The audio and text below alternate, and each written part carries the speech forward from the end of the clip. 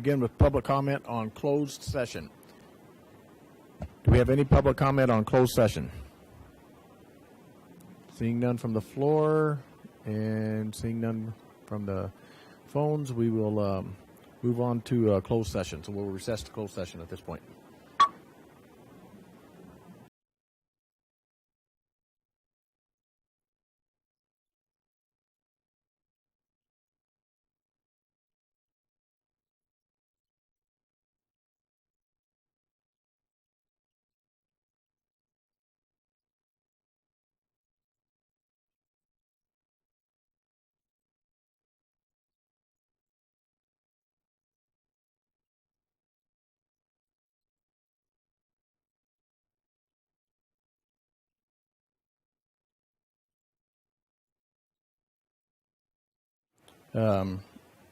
We'll begin with the report out on closed session with Attorney Keith Lemieux.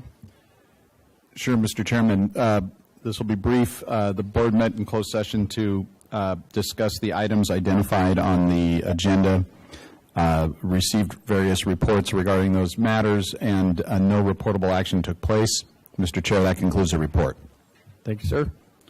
Next, we'll go with the Pledge of Allegiance, so if you'll follow me.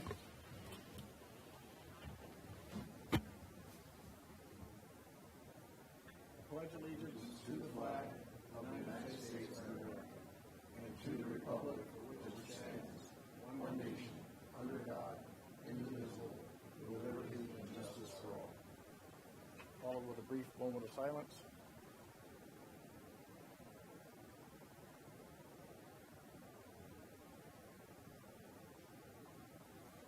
Okay. Next, we have roll call. Chairman Heyman. Present. Vice Chair Rotora. Present. Director Peters. There it goes. Present. Director Itmeyer. Present. Director Vallejo. Present. Okay, we'll move on to item number 5, public comment. This time is reserved for the public to address the board about matters not on the agenda. No action will be taken on non-agenda items unless authorized by law. Comments are limited to 3 minutes per person. We'll begin with call-in. Do we have any public comment on the phones? Seeing none, do we have any public comment from the floor?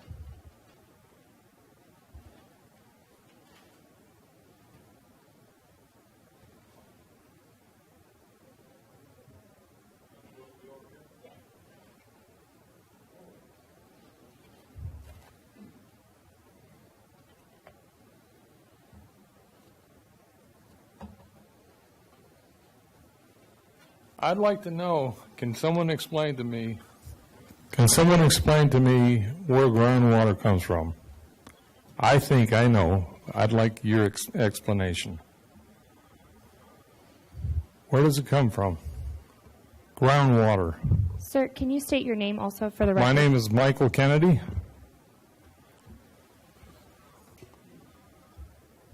Do you want to go ahead and take that? Yeah, I'm Steve Johnson with Stetson. Can you hear me all right? Steve Johnson with Stetson Engineers, Water Resources Manager.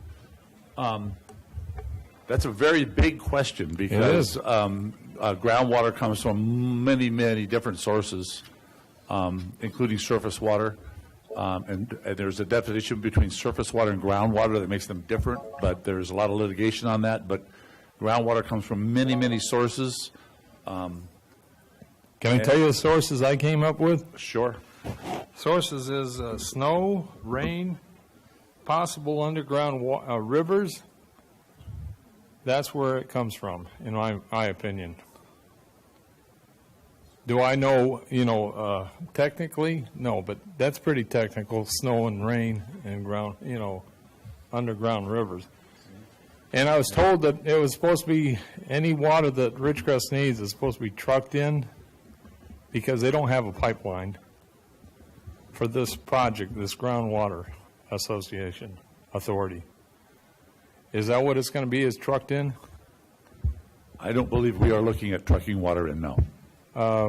Where is this water coming from that we're paying for, that we're paying out extra out of our pockets right now? That's a substantial raise in water rates. Yeah. I'm the water resources manager, so I'm not the fees guy, but Right. the point of what the authority is doing right now with those fees is the purpose is to purchase the rights to water supply primarily on the State Water Project, Table A entitlement. The idea is to purchase those rights so we have access to that water. Our next step would be to create the infrastructure to be able to get the water into this basin. Does anyone have any idea? Do you have ideas already where it's going to come from? We do. There will, if you're able to, I know this a long time, if you're able to stay for the report, there will be a report under the general manager today about the progress we've made so far using those funds to find imported water supplies. There will be a report today. Okay, and the water going north, going toward Bishop, the reservoir between Little Lake and Lone Pine, that's not a water source for Ridgecrest, is it? It is not at this time, no. Okay, possibly in the future? There's a lot of controversy about that, but Yeah, anything's possible. it's LA's water, I believe. Yeah.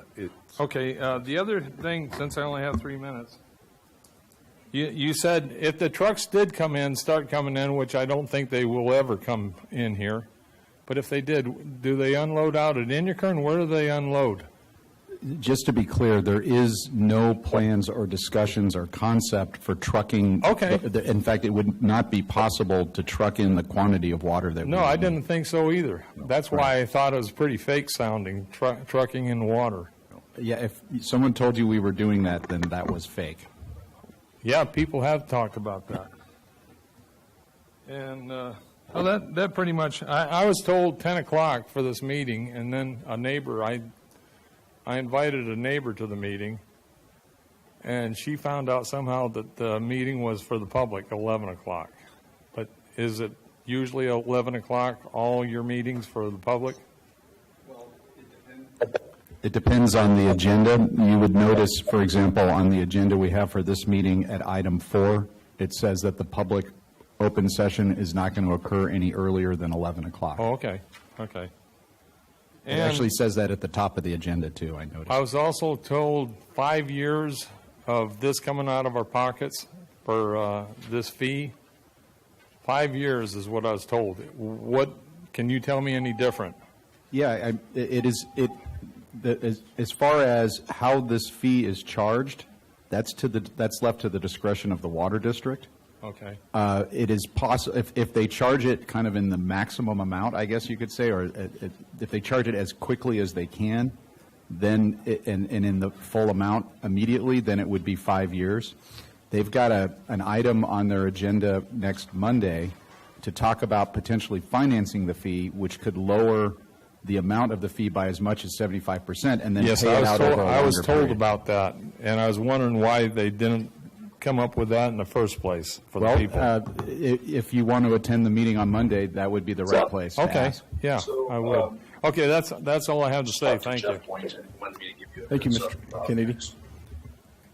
Any other- Talk about procuring cameras, security cameras. You guys, for someone is not parks, muted, and we can city. hear your Yeah. conversation on the WebEx. Please Do mute when you're not RFP. speaking. Jim Markman, please mute. There are several companies that Hey, Jim, we can hear your conversation.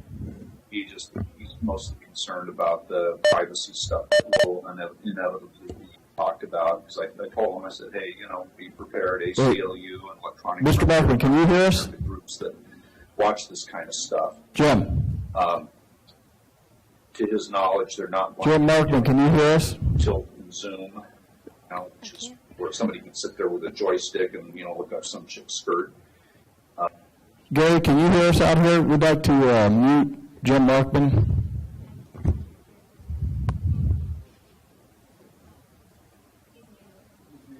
Looks like you got the memo.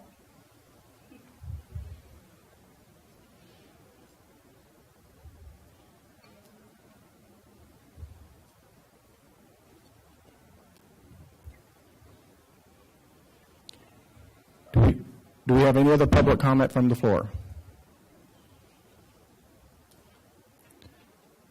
No further public comment from the floor, but I do see a call that has come in, so we will take the call. Caller, go ahead. Caller, you're on. Go ahead. Yes, this is Renee Westerlusk, and I'm bringing up a subject that you need to be aware of that may indirectly down the road affect the Groundwater Authority, and it has to do with redistricting of the supervisorial districts. Yes, last night there was a workshop by the Kern County redistricting consultant to allow, I guess, testimony and some education on the redistricting of the supervisorial districts, which must be completed no later than December 15th. And from what I understand, the Board of Supervisors has hired a consultant to assist them in redrawing the lines. But I want you to be aware of, there is a very active, strong group on the western side of the county who have come up with their own maps, and they want to combine the first supervisorial district with the second and make it into a giant supervisorial district where we would be down to one supervisor. And that means one supervisor would represent like 2/3 of the land mass of Kern County, and that would include both military bases, China Lake and Edwards, and the Mojave Air and Spaceport. And you may ask, well, how is this going to affect the Groundwater Authority? Being down to one supervisor to manage all the little towns and townships in that landmass. The last time I counted, it was like 17 to 22 small communities, plus the 2 military bases and the Mojave Air and Spaceport. We may be adversely affected with getting help from the county if we're down to one supervisor representing us. So I wanted you to be aware of that, and if there's any way the members of the GA board can get involved to give testimony to the Board of Supervisors to not go along with this map. I thank you for listening. Thank you, Renee, and go ahead, Director Peters. So just to provide a little backstory. So the Kern County Board of Supervisors actually went through a legal process where they redistricted, I believe, about 4 years ago, maybe 5 years ago, and our districts as they're currently set were approved by a judge.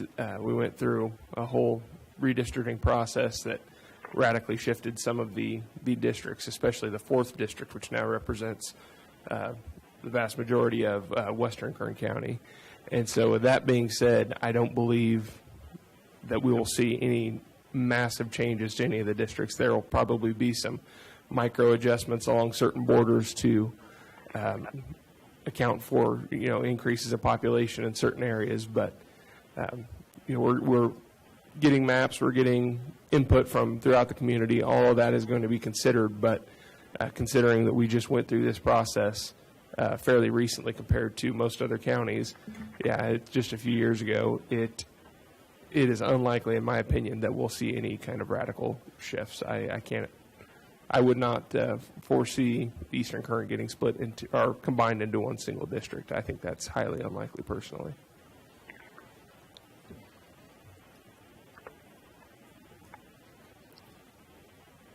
Any other public comment? Okay, seeing none, we will move on to agenda item number 6, the consent agenda. Consists of item A, approved minutes of the board meeting August 11th, 2021. Item B, approved expenditures. Item B1, $63,149.64 to Stetson Engineers. Item B2, $18,302.50 to Regional Government Services. Replenishment fee, extraction fee.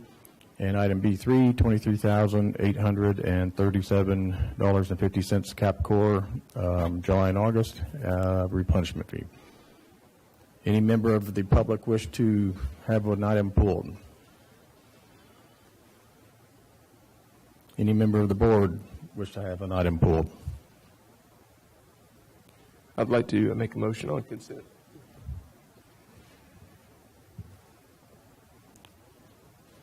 We have a motion. Do we have a second?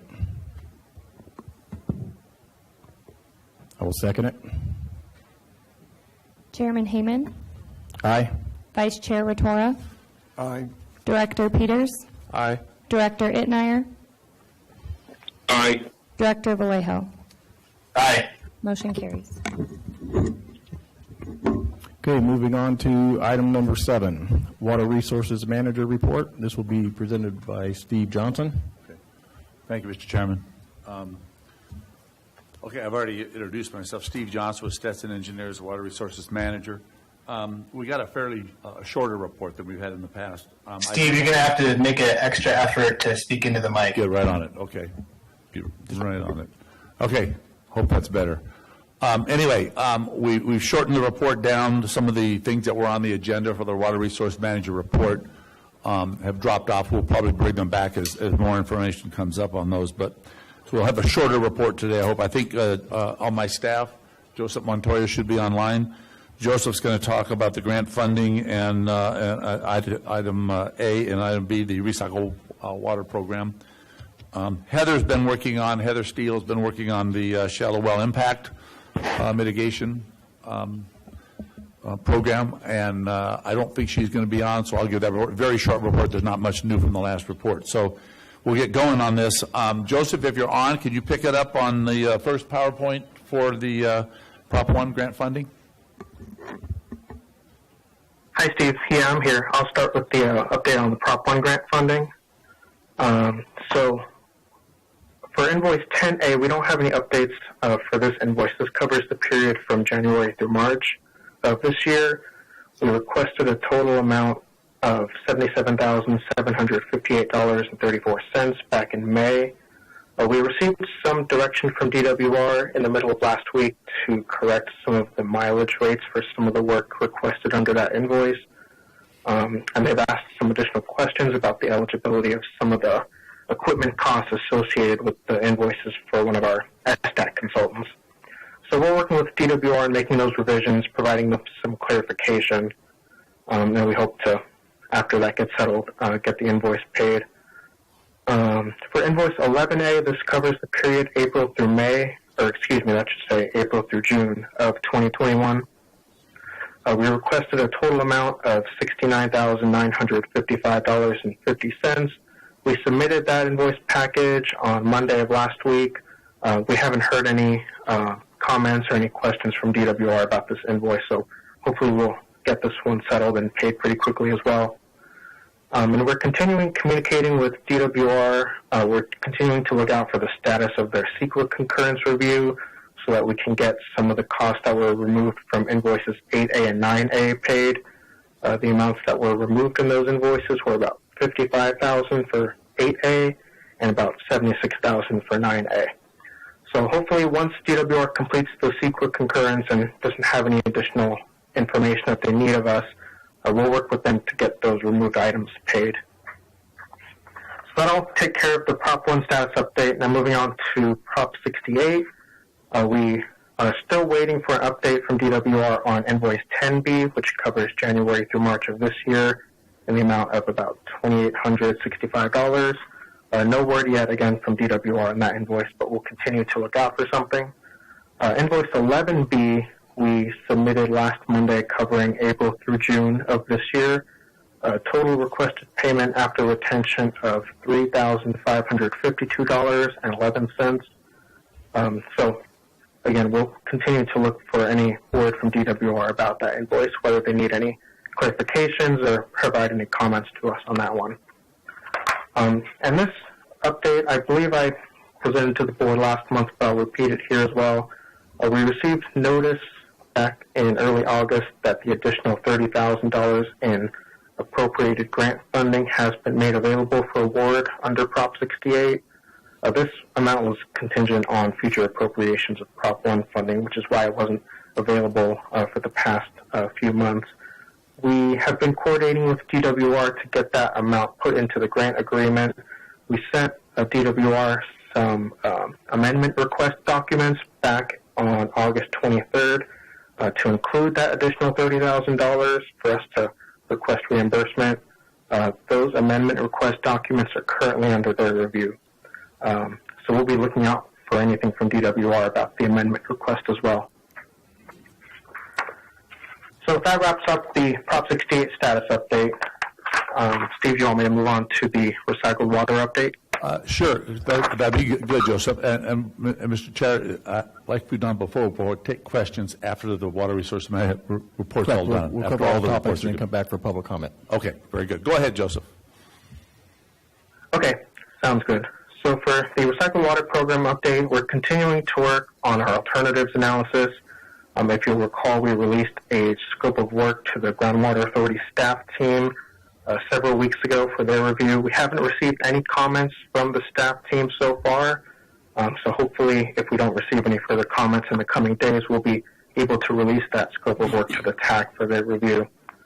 And we have prepared a draft of what we're calling Section 1 of this alternatives analysis. This section covers a write-up of the City of Ridgecrest's existing wastewater treatment facilities, existing recycled water uses, and the city's plans to upgrade and expand the wastewater treatment facility.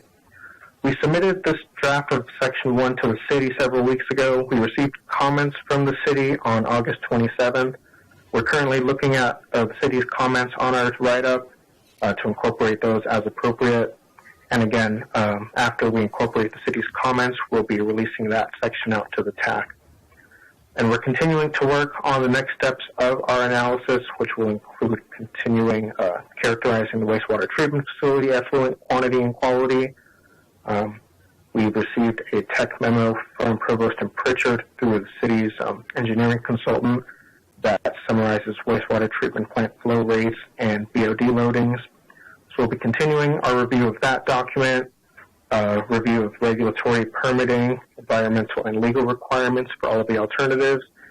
And hopefully by the next board meeting, we will have released a draft of what we'll probably call Section 2 of our analysis, which will essentially be an outline and description of a detailed description of the recycled water alternatives that we're going to be evaluating.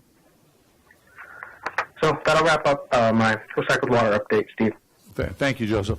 And I'll just mention, so everybody, some folks may not be aware, just so you're all aware, the technical team that is working on a recycled water program to evaluate the amount available and the highest and best uses for that water includes obviously the authority and our office, the water resource manager. It includes the city, because the city actually runs the plant. They own the plant, and they own the wastewater and the expansion. And the water district. And so we have a collaborative effort, a technical team working together on that. As Joseph mentioned, the next step is looking at the alternative so we can come up with a conclusion as to the highest and best use for that water. I'll let you know, just as a heads up, we're going to be getting that information out to the technical team first, then it'll go to the TAC and everybody else on what we determine. The primary uses right now really are, and I think the water district is in agreement that direct injection is probably one of the highest uses that we're looking at. We've also got the purple pipe option for direct use of irrigation. We can direct uses as long as it supplements pumping of groundwater. So the whole idea is to conserve groundwater. And the other one we're looking at is surface percolation for replenishment. And as you know, there's a separate evaluation going on there. Steve Reich is working on that. We expect to have a draft report out on that pretty soon. As we all know, there are certainly issues associated with surface percolation, including difficulty to get the water down to the groundwater supply, down to the deep percolation, along with the heat and the wind that we have out here with losses. So it'll all be covered in that report. But ultimately, those are the three primary projects we're looking at right now. Sorry. Moving on to the last item in the Water Resource Manager report.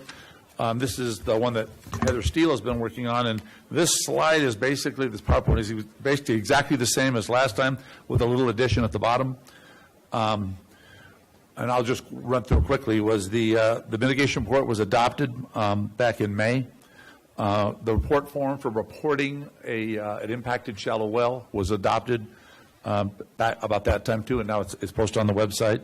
So far, we don't have any submittals. I know we have communication of shallow well impacts, but we actually don't have any submittals for assistance from the authority under this shallow well impact mitigation program.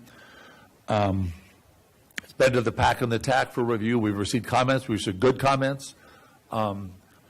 Ultimately, I think we've got a pretty good idea of what the program should look like. In the interim, we got a request from the Water District to extend the date for receiving comments, which we're working together with the Water District, obviously, so we obviously agreed to extend the deadline. We just received Water District comments back on October 26th, so we do have their comments. Most of it was editorial stuff in the program report, so we're addressing those. But so very soon we should be able to pull a revised program report out and get it out for distribution. So that's where we're at on the shallow well impact mitigation program. And I think that's the end of the Water Resource Manager report. Okay, thank you, Steve. So at this time, we'll bring it back to public comment. Do we have any public comment on the phones? Okay, no public comment. Any public comment on item number 7 from the floor? Okay, seeing no public comment, we'll bring it back to the board. Any comments from board? I've got one comment on the shallow well mitigation program. I listened to the PAC meeting, I guess on the 26th. It was not an item on their agenda, and it's not an item on their future agenda, if I understand correctly. So I guess I'm a little disappointed that it's not on the agenda or the future agenda. Apparently, you've got some comments. I guess I would like to see it publicly discussed at a PAC meeting. And may I ask, has there been a TAC meeting? I'll go ahead and respond. No, there has not.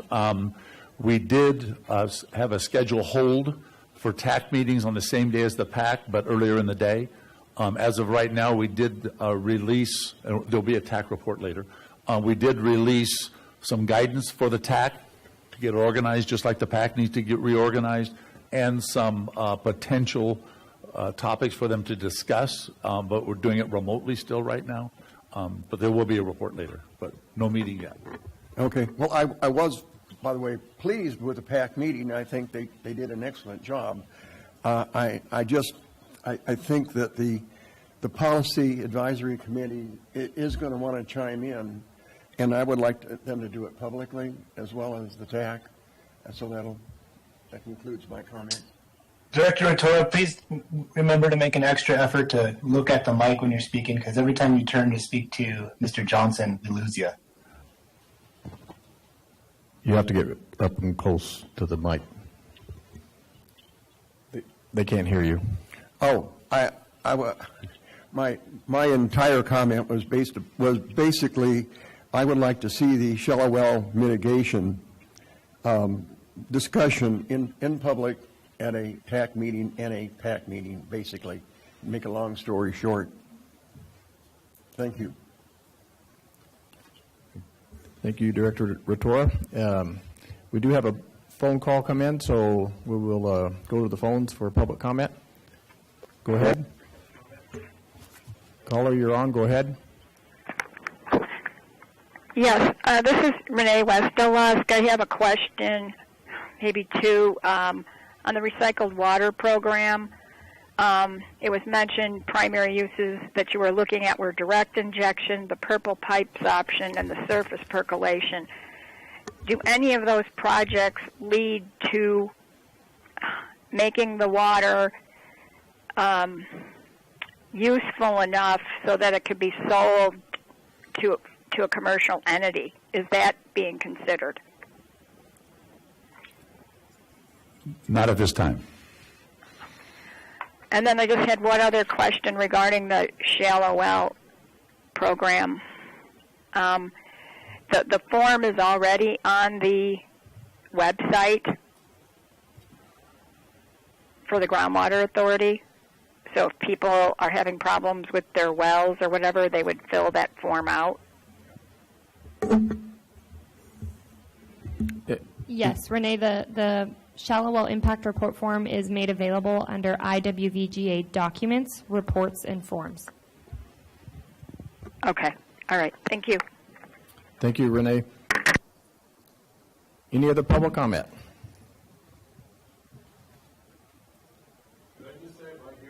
No, you'll have to go up to the podium so that we can hear you and others can hear you too. Thanks.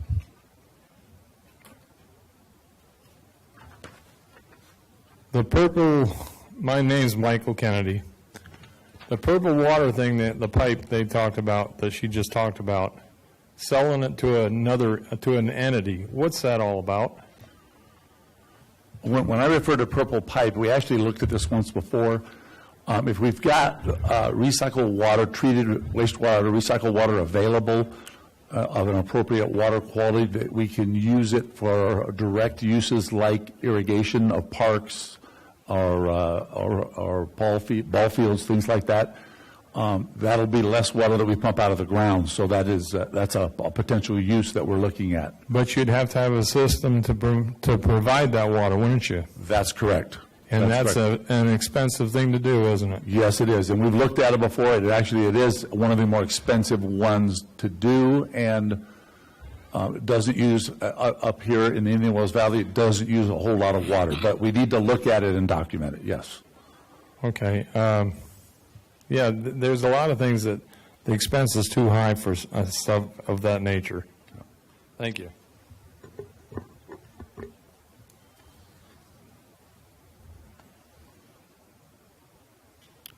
Okay, seeing no further public comment, we'll bring it back to the board for any discussion. Any comments from the board? Okay. Seeing no further comments, we will move on to item number 8, Searles Valley Minerals Facilities Tour. And I believe that will be handled by you again, Steve. Yes, that's me again. And I'll try to make sure I stay on top of this microphone. I'll try to make this a reasonably brief report. The authority, through the Water Resources Manager, through legal counsel, and all kinds of folks, we actually were having discussions with the folks at Searles Valley Minerals about their operations and the Association of Searles Valley Minerals water system and how it serves Searles Domestic Water Company, which is a wholly owned PUC regulated water utility, wholly owned by Searles Valley Minerals. And the purpose of the tour was to try to get some information and clarification on how the two systems are associated and how they're related. So we requested a field tour. It took a little while to set the field tour up. One of the conditions that was made by Searles Valley was that a court reporter participate in the tour. And as a result of a court reporter being required to go on the tour, the authority provided legal counsel, and so did Searles Valley provided legal counsel. So we had a court reporter and two legal counsel.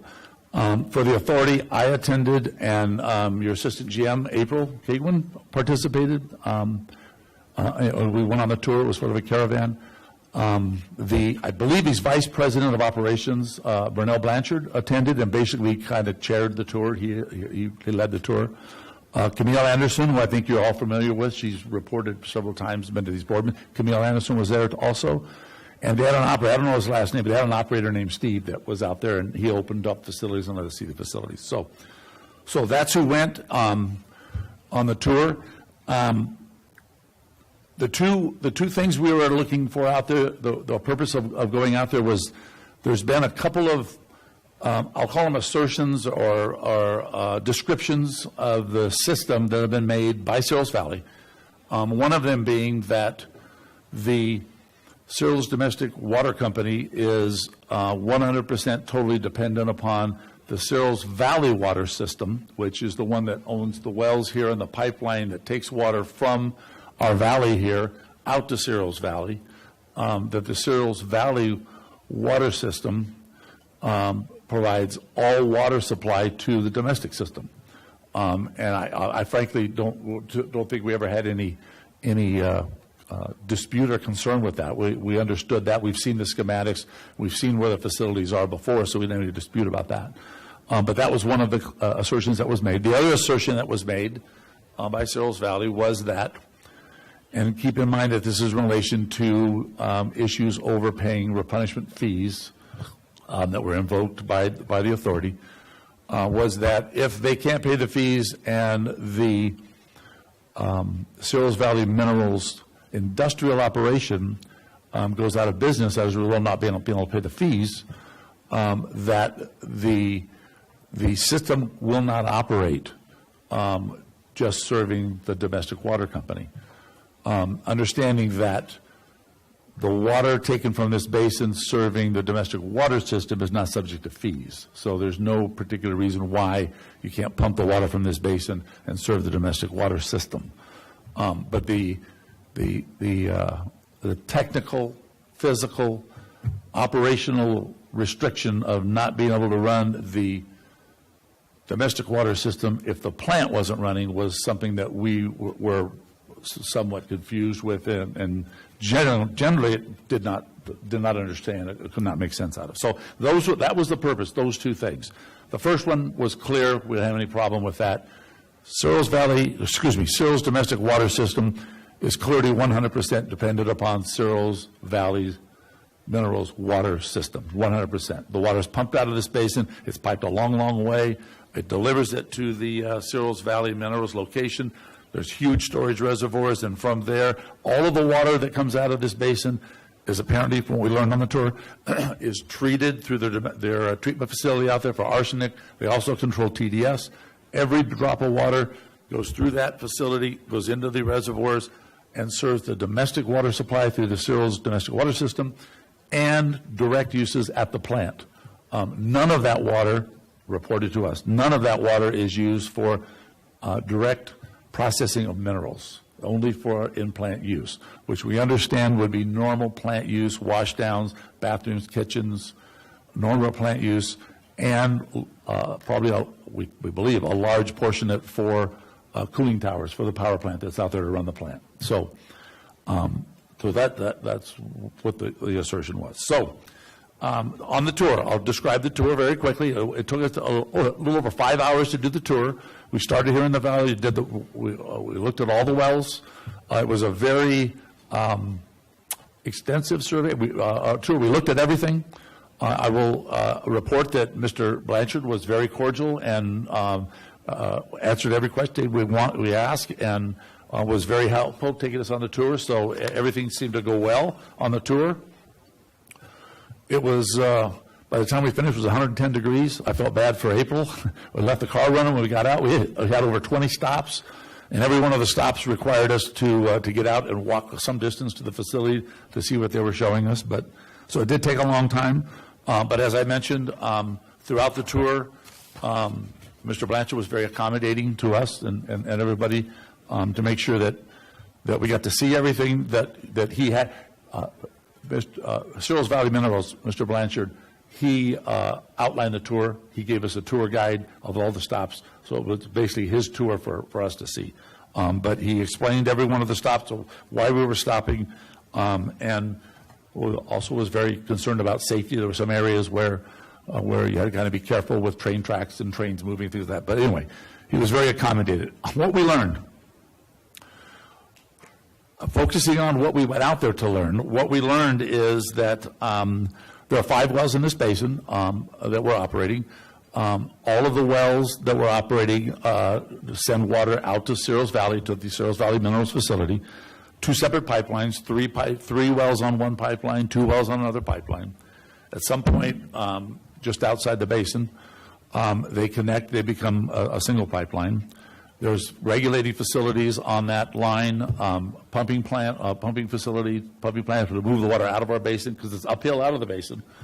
But once you get out of our basin and you head downhill toward the Searles Valley basin, Searles Valley ground area, it's downhill the whole way. So we did tour 2 pressure-reducing facilities. They actually break head on the pipeline at 2 different locations, anywhere from 80 to 90 PSA pressure, pounds of pressure, are being scrubbed off of the pipeline because of high pressure. So there's plenty of pipe, there's plenty of pressure. Once you get out of our basin, there's plenty of pressure delivering that water to Cereals Valley, and actually more than they need. The water is then delivered, as I mentioned, directly to the treatment facility, where every bit of the water is essentially treated. I will say that there is a side pipeline that goes to a reservoir, which is just a regulating reservoir for fire services and things, but it's very minor. Essentially, all of the water is treated to potable water standards and delivered to the tanks on site there for potable uses at the domestic water systems and at the plant. So that's how the system works. There's one other thing that we did learn, which was interesting too, that at the very end of the Cereals Valley water system, at the point where they treat the water and put it in the storage tanks, okay, there are connections to the domestic water systems, direct connections.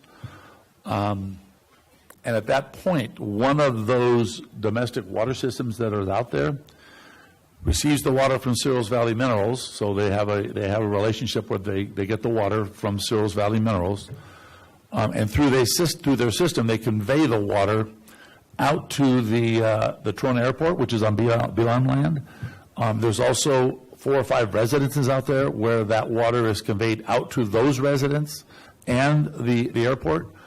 And at least it was reported, which was kind of unusual, but it was reported that when the water gets out to that area where the airport and these residents are, Cereals Valley Minerals essentially takes the water back, buys the water back from the domestic water system, and then serves the water to the airport and the residents, which means Cereals Valley Minerals is the service provider for those facilities, not the domestic system.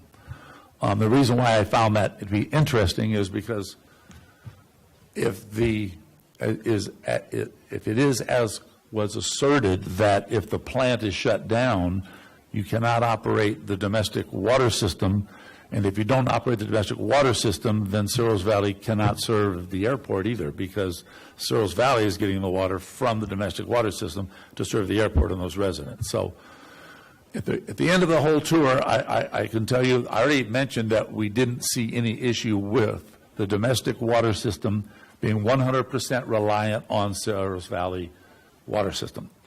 If Cereals Valley plant should go down, somebody would need to operate that system in order for the domestic water system to get water. There's no question about that, okay?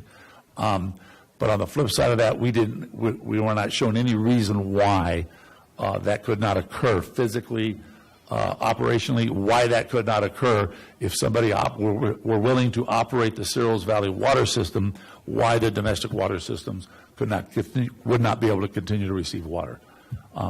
So that's a result of the tour. That's what we went out there to determine, and that's what we concluded. And I'll just say this. During the tour, Mr. Blanchard explained everything about the facilities and all the connections, but we don't have, and we're going to get the transcripts because there was a court reporter there too. There was nothing provided by Mr. Blanchard during the tour to indicate why they couldn't serve domestic water to these systems if the plant operation was shut down. So that's the end of my report. Thank you, Steve. We'll bring it back to public comment. So public comment on the item number 8.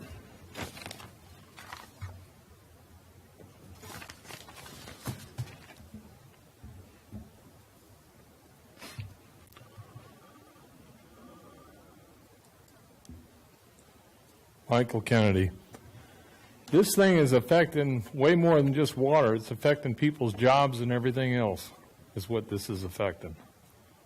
And it just started. When did we get our water, the price of water go up? Sometime within the last year, wasn't it? When we started paying out for every 100 cubic feet of water. I can just imagine what their bill is. Because it probably more than doubled what they use. And I can't understand how California would want to shut down a chemical plant that's been in operation since Kerr-McGee bought it. And I think that might have been in the 20s or 30s, or produced it. So I think that's pretty sad that they're affecting people's jobs and everything, and chemical output. Thank you. And I wish there should be other people coming up here making comments. I don't know why I'm the only one.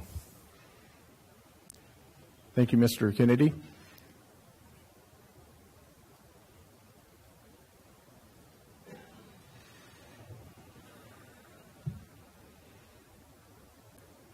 Nick Panzer, Ridgecrest resident. Steve, I just wanted to clarify what I think I heard from you, and then kind of layer on another question. So the water goes out into a treatment facility that's physically segregated from the physical plant out there. Is that correct? The industrial plant, yes, it's on site, but physically not connected, correct? Okay. And from there, it goes into, believe you used the word storage tanks. So that's literally like steel tanks. Very large. 1 million gallon and a separate 750,000 gallon. Very large tanks, yes. Does one of those tanks purposely serve the plant and the other the domestic, or how does that part work? I think they both serve both. They both serve what we both. learned. There are some various connections coming out of that, out of those reservoirs. The pipeline comes out and it tees off and it goes to several different supplies. Yes. Okay. In terms of those that go to the plant itself, is that a major process to cap those off or shut them down and continue just those lines that continue on to domestic? My opinion would be no, it's not a big deal. It's a valve you would close, but obviously we don't have the direct information of how it's all piped underground. But from a water supply standpoint, engineering, design standpoint, there should be no reason why you shouldn't be able to do just what you said. Thank you. Thank you, Nick. Any other public comment? Okay, seeing none, we will bring it back to the board for discussion. Any comments from the board? I just had one question for you, Steve, on the one section where the water's provided to the domestic, and then that water is then bought back from Searles and then sold to the airport and a few residents that are around that particular segment. How would that be affected in any way? Would they still be able to provide? I mean, it sounds to me like there's a water source that's already going there. Is there a separate breakdown of it, or is it just a matter of pipeline and the way it's contracted out? Okay, it's a good question. In my opinion, what we learned out there, the airport and those residents should not be affected if the plant shut down. But that follows my opinion that as long as the Searles Valley water system is operated, the Searles domestic water company would operate because they continue to operate, and therefore the water would be supplied to the airport and to those residents. So it's coming from the domestic Correct. water Correct. supply. Now, if Searles' claim is correct in that they physically, which I'm not just saying it is, but if their claim is correct and they cannot operate the domestic water system if the plant shuts down, then what we conclude there is the airport and those residents would also be out of water, and that those are Searles Valley customers, Searles Valley Minerals. Thank you. Any other comments from the board? Yes. I'm curious. The conclusion here was drawn from our group, Stetson, basically. Do we believe that Searles Valley Minerals is now in agreement with that conclusion? I don't know the answer to that. I mentioned during my report that there was nothing provided during the tour we were out there on to demonstrate or even try to demonstrate why Searles Valley water system would not be able to serve the domestic if the plant shut down. There was nothing provided. Okay. Well, it seems to me that we're at the same point we were 6 months ago, in that they say it can't be, and we're continuing to say, after a physical survey, that it can be. And it seems to me that we probably need to, instead of each individual coming up with their own conclusion, what we need to do is get a hold of them to figure out why we appear to still be in disagreement. Well, we've asked those questions. Searles Valley Minerals will not provide any more information on the domestic water system than has already been provided publicly. They've stated it specifically, and then during the tour indicated they would not answer any questions about the domestic water system. So it's very hard to get this kind of information when they're not providing it. Okay, I got it. Appreciate it. Thank you.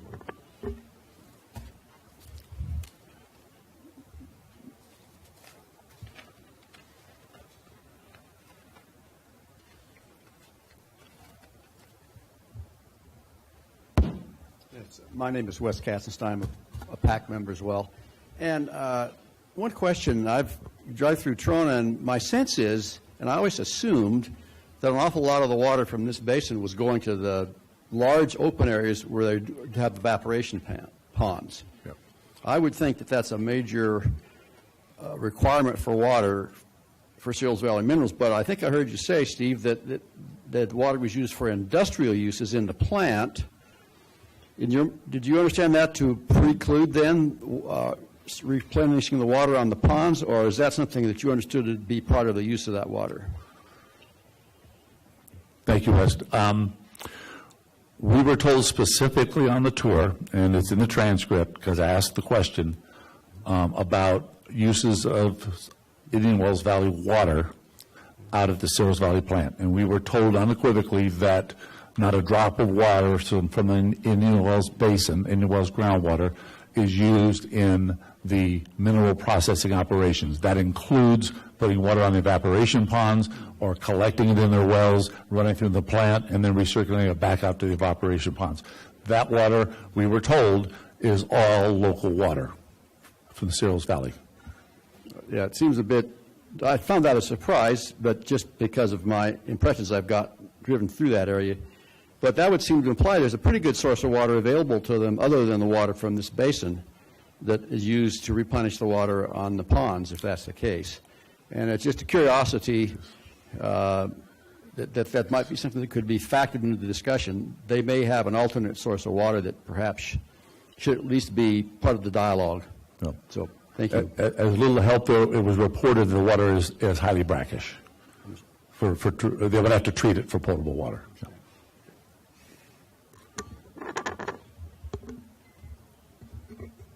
Mr. Chairman? Yes. I have a question. I think I remember, and you can correct me if I'm wrong, at the first hearing that there was a statement by a Searles representative or legal counsel that there was a minimum flow that was required quantity-wise to serve the plant and Trona residents. And if, when we were talking about their allocation, if that was reduced, they would not be able to serve the county, or I'm sorry, the residents of Trona. Was that issue addressed at all, Steve? Thank you. Thank you, David. It was not specifically addressed, but from our tour, the way I described the system, it would not make sense that would be the case because, as I mentioned, all the water from our basin goes to the treatment facility, and from the treatment facility goes into very large reservoirs. I mean, these are large reservoirs, 1 million gallon and 750,000 gallons. Those are two large reservoirs. So in any flow you want can go into that reservoir, and when you get them full, you can turn the pumps off for a little while and use the water. It doesn't, that doesn't make sense. Thank you. Good morning. My name is Judy Decker. I am a director on the Resource Conservation District for Eastern Kern County. I am a member of PAC. I am a well owner and a water district customer. And I'm telling you that because in my recent observations of this meeting, and I've come to every one, there is a practicality that is missing. I noted it in my comments on your well mitigation plan, and I hear it today.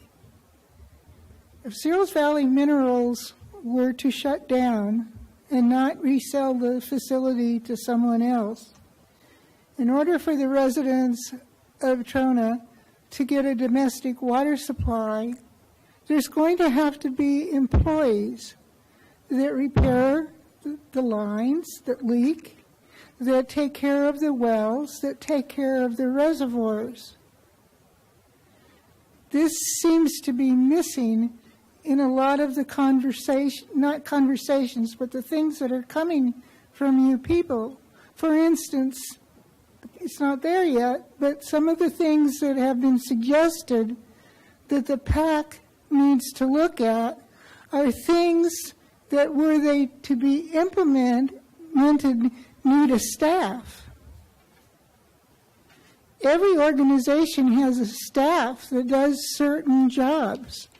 And in this discussion about Seals Valley Minerals and shutting them down, it is Seals Valley Minerals staff that take care of the wells, the pipeline, and all the appurtenances for providing water. Is that not correct, Steve? Let me jump in for a second. Remember, Ms. Decker, that there's a regulated utility, Searles Domestic Water Company, that's different than the mine.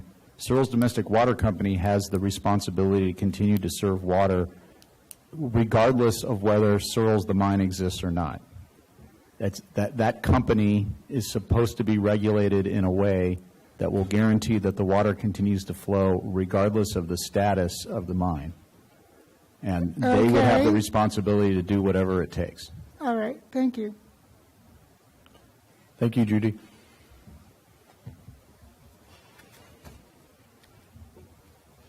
Any other public comment? Any further comments from the board?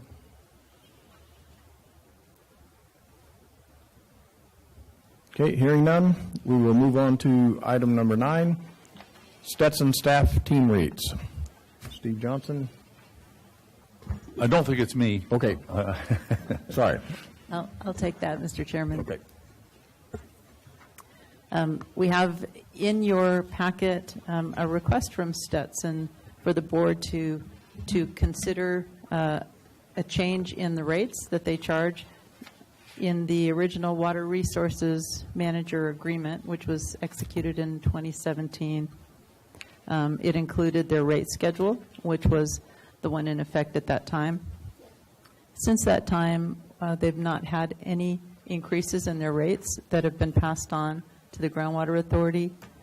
So we have here a request to increase those rates, and they are not asking for an increase to the current 2021 rates, but rather to their 2019 rate schedule, and that's included in your packet. You can see what the percentage increases are from 2017 for the various categories. And in order to approve that increase, there would also be an amendment to the Water Resources Manager Agreement, and we've prepared that amendment also for your consideration in the packet. Thank you, Carol. Any public comment?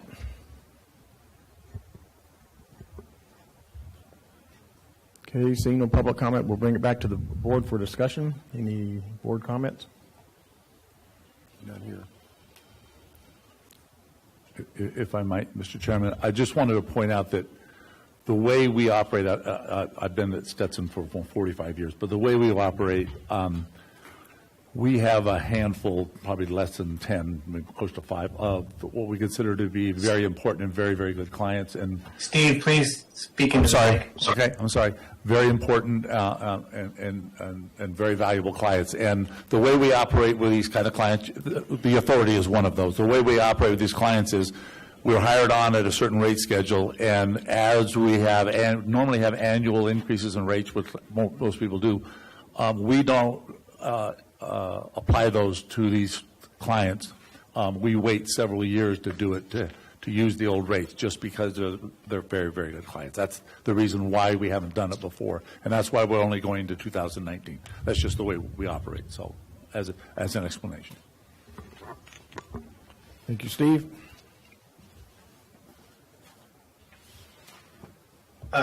This is John Blaine. I can't hear if anybody else is making comments, so I'm sorry if I'm interrupting. Is it a good time? Go ahead, John. Okay. Yeah, I'm just wondering, what's our current direction to Stetson regarding PAC and TAC meetings in terms of attendance? I could probably answer that because I'm talking into it, because I was very involved in trying to get them back online, so I could try to answer that. We helped organize, along with Carol and April and David, helped organize the first PAC meeting. Not directly involved, did not attend. The idea was to get things on track, help with some topics. For the TAC, there'll be a report later on where we're at on that. Normally the TAC provides suggestions, advice, recommendations to the water resource manager, who then provides those to the board. And if there's a case where the TAC feels the water resources manager is not properly providing those recommendations, the TAC has the ability to come straight to the board. Right now, we have a schedule hold on in-person TAC meetings for the same day as the PAC, earlier in the day, just like it was before. We are working, and we'll have a report later on, we are working on organizing the TAC back together again with the membership. And that's being done by email, remotely right now. We still have a vice chair on board, Eddie Teasdale, so I'm working through Eddie. But I'll give a little more report later on. But that's the extent of our involvement. With the TAC, we generally work with the TAC chair, vice chair on potential topics for their meetings, and then coordinate that with our GA staff, and then provide the meetings or the topics. If we're not having meetings, we're not going to attend. And we were advised that even if we do have meetings, unless it's explicitly necessary for us to be there, the local people could meet and we could call in and do it remotely. That's where we're I guess I should back up a little bit and say I'm generally supportive of the increase in terms of, cost of living or, inflation type rises in costs. But I do note that in the invoices that we're seeing recently, like the biggest costs by far are the attendance at meetings. And so I'm just wondering if Ms. Thomas Kiefer can work with Stetson to see if there's areas where we can maybe be more efficient with regard to how much staff time we're spending on meetings. Steve, obviously you're attending in person, and that is what it is, but that might be the biggest area where we can look to save some costs, because that's the biggest line item, it seems. I do note that we're spending about half as much as we spent monthly, or maybe just a little north of half that we used to spend monthly when we were actually still developing the GSP. But it seems like there might still be cost-saving ability in terms of actual time spent. But in general, I'm supportive of the requested increase in the hourly rates. Yeah, Director Vallejo, one of our recommendations was to cut back on attendance, especially at TAC meetings, because when we attend the meetings, there was a lot of cost in preparations, agendas, attending the meeting, and there was always follow-up with the members. So yeah, doing it remotely, I think is saving quite a bit of money, and that was our goal. And I'll echo that, Director Vallejo, and Steve and I will work on that to see where we can continue to trim those costs. But that was one of with regard to the PAC and the TAC meetings, that was one of our initial conclusions, was that we wouldn't have Stetson personnel attend the PAC meetings, at least normally, obviously, if there was something in particular we needed. But we're looking to manage that at this point just with my attendance virtually, and if we need the attorney to call in, again, just as needed. So we'll try to do the same with the TAC meetings. That requires our water resource manager to be involved, but we'll certainly try to keep our costs to a minimum with that and all the other meetings as well. Just for clarification, this is the 2019 recommended rates that would be implemented moving forward from this point. This is not a retroactive agreement to 2019. That's correct, moving forward. Gotcha.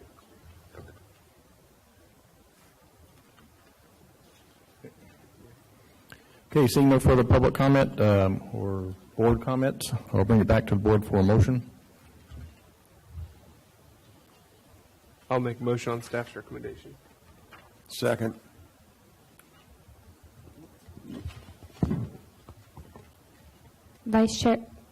Chairman Heyman. Aye. Vice Chair Rotora. Aye. Director Peters. Aye. Director Itmeyer. Aye. Director Vallejo. Aye. Motion carries.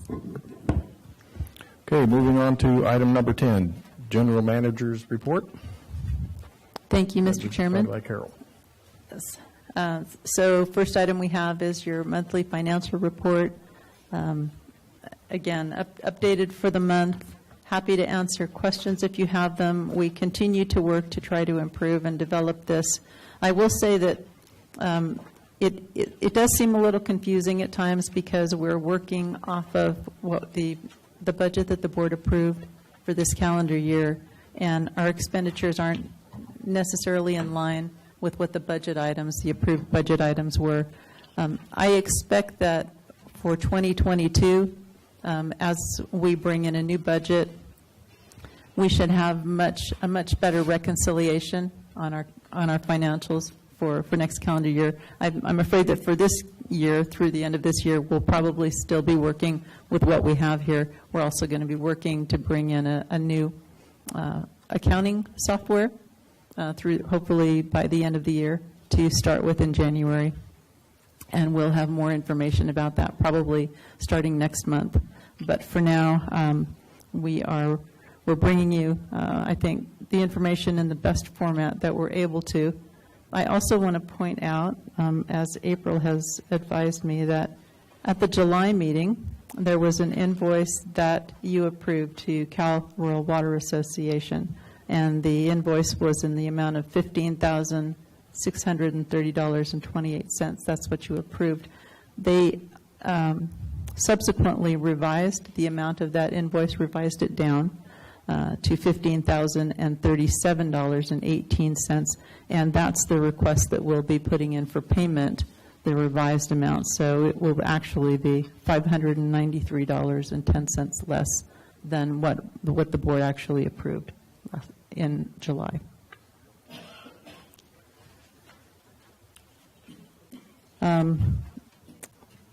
If there are no questions or comments on the financials.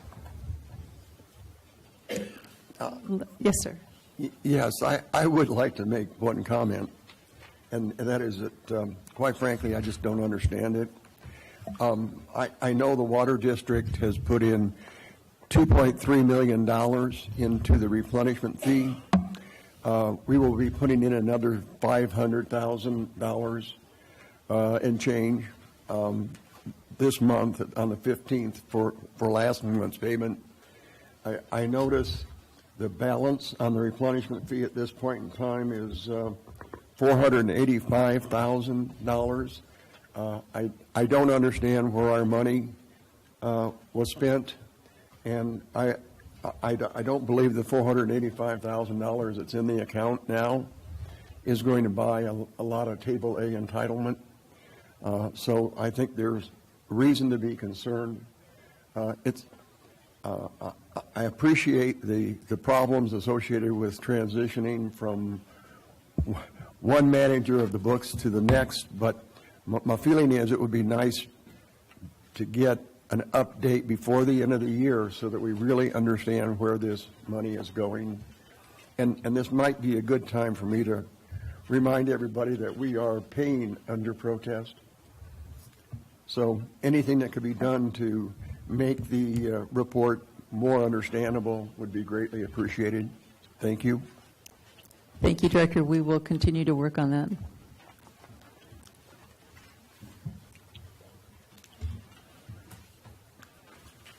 The next item is a report from Capital Core Group. So there is a lengthy report in your packet, and I'm going to ask our Capital Core representatives to go ahead and give you that report themselves. And hopefully they're still on the call. Good afternoon. There we go. We are. Good afternoon, members of the board. My name is Michael McKinney. I'm president of Capital Core Group. Today before you are 4 state funding requests to the Department of Water Resources and the State Water Resources Control Board. These requests are for infrastructure projects related to GSP implementation. The total on the project costs are between $22.1 million and $28.8 million in requested funding from the 2 agencies. Within our scope of work at Task 4, we were charged with identifying and securing potential state funding sources. These are the first specific actual requests to the state for funding. They are as a result of the recently signed budget, which is SB 129, which included $5.9 billion in authorized water infrastructure funding. The 4 projects include a $5 million request to the State Water Resources Control Board for the City of Ridgecrest wastewater treatment plant, a $9.1 to $11.8 million funding request for the Indian Wells tertiary treatment plant facility that would be attached to that wastewater plant for water recycling, a $4 to $6 million request from State Water Resources Control Board for the actual water recycling plant, and then a $4 to $6 million request for the imported water interconnection. These cost estimates were done in conjunction with the City of Ridgecrest and Stetson Engineering. The wastewater treatment plant funding request is based upon the required need of the City of Ridgecrest. The tertiary treatment facility is the entire amount of the construction of that facility. The water recycling plant is based upon a reasonable request of funding required for the period of September 2021 through December of 2025. And the imported water interconnection funding is also based upon the total funds that would be expended from September 21 through December 25. We have only one concern in that request, and that is that the wastewater treatment plant and the tertiary treatment facility are requesting funds from the same program administered by State Water Resources Control Board. While these are different applicants, our concern is that they would be put together and you would have a $14.1 million to $16.8 million request for 2 separate projects that are in 2 stages of development, which may harm the overall application. Beyond that, we don't have any other concerns regarding the funding requests that we are putting before you for consideration, and would be happy to answer questions about that very long packet.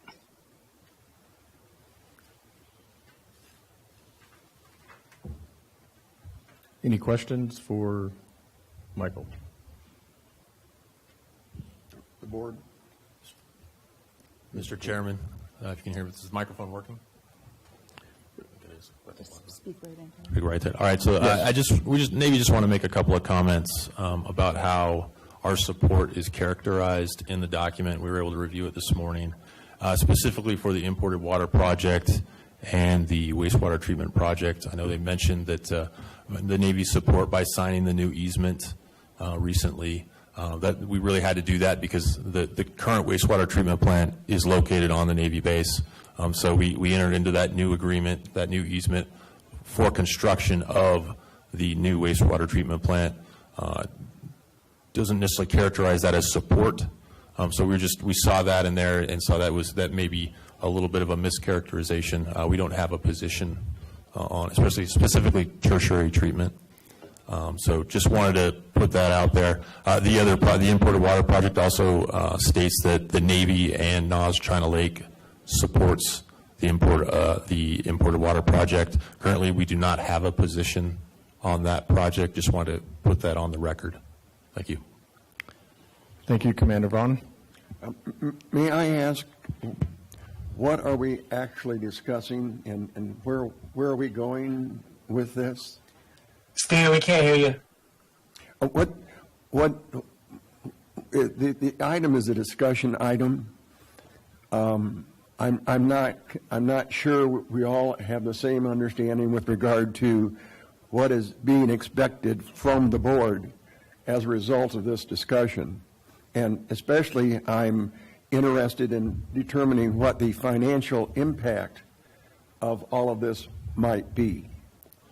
If somebody could explain exactly, what's happening, where are we going? Well, I'll try the first part of that, Director. We are working with our consultant to put together this funding request as he has just described. And so this is our plan, to go ahead and submit this for funding. We're bringing it to you just to make sure that the board basically is on board, make sure you have no concerns or specific comments. Otherwise, this is what we would plan to submit as our funding request. Is there any funding tail associated with anything, associated with any of the proposals or any commitment on our part financially to do anything as a result of any of this? And is what is expected to be spent on putting the actual proposals together, which I'm assuming that's what the next step is, to actually put together a actual proposal to the state? Is that correct? Director Rotora, every time you turn your head, the people can't hear you on the call.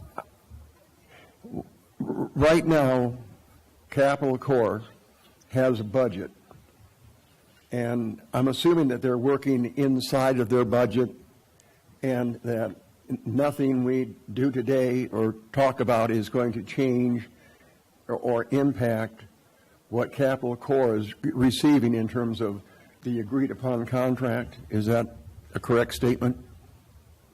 That is a correct statement, Director Rotora. The next step in this process will be for us to present this in the normal course of our contract to the Department of Water Resources and the State Water Resources Control Board as funding requests. If they tell us that these are indeed round pegs for round holes that they are willing to entertain, then there would be an application that would be required. Stetson Engineering provides that type of application and grant writing on behalf of Indian Wells Valley Groundwater Authority, not Capital Corps. We would continue to lobby under our existing contract in support of those applications as needed, and continue to work with the regulators as well as the legislators and policymakers in order to have these be successful applications. Okay, thank you for that. So now the follow-on question is, what funding stream would we be using, or would Stetson be using, to actually put these proposals together?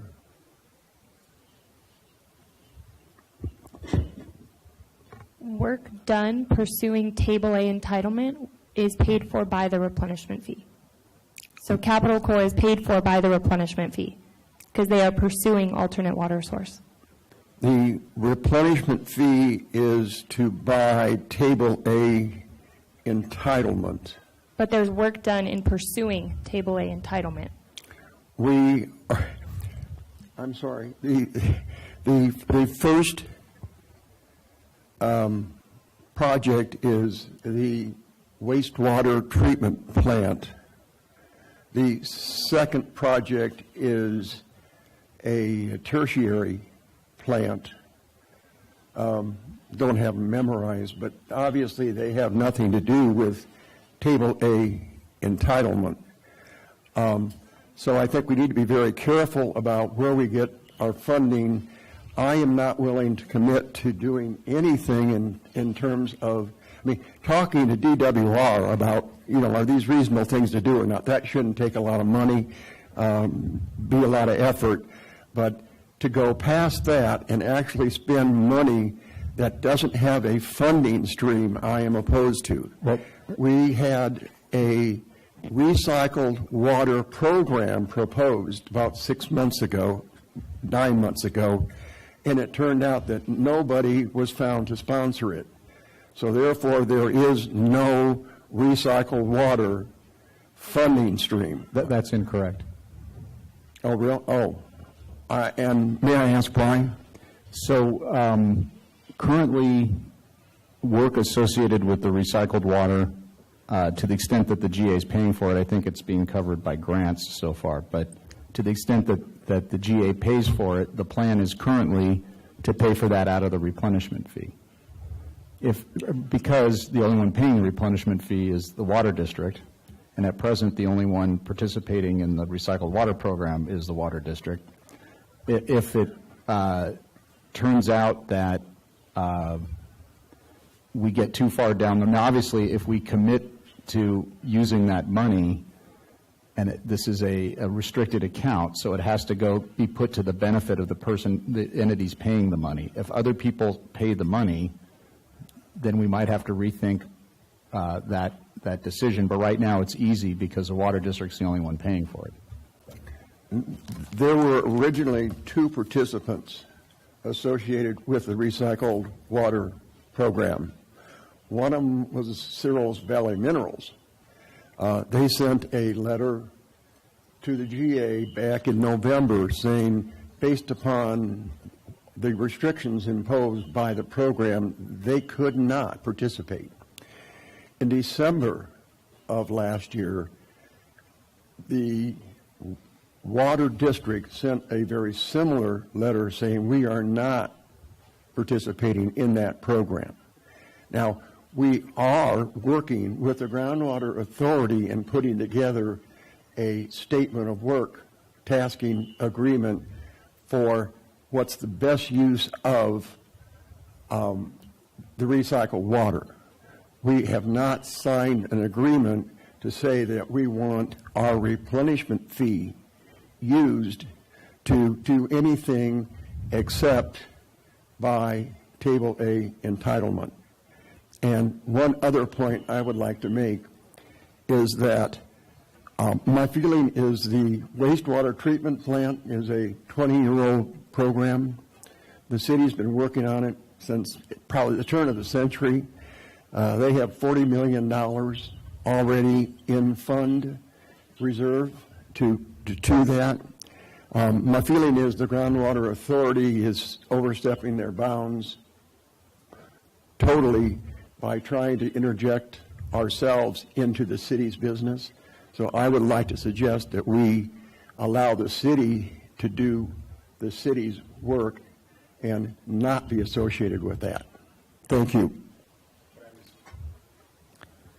May I respond to some of that? Yes. Just for clarity.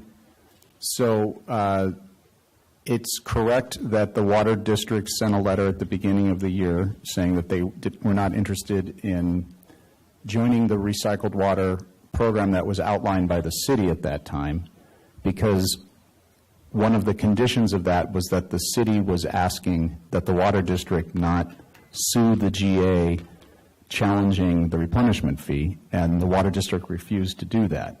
In other words, the water district wanted to hold open the possibility of suing the GA or the replenishment fee, and as a result, that proposal was a non-starter for them. And I think there was a statement made by one of your directors, I think, at our December meeting to that effect.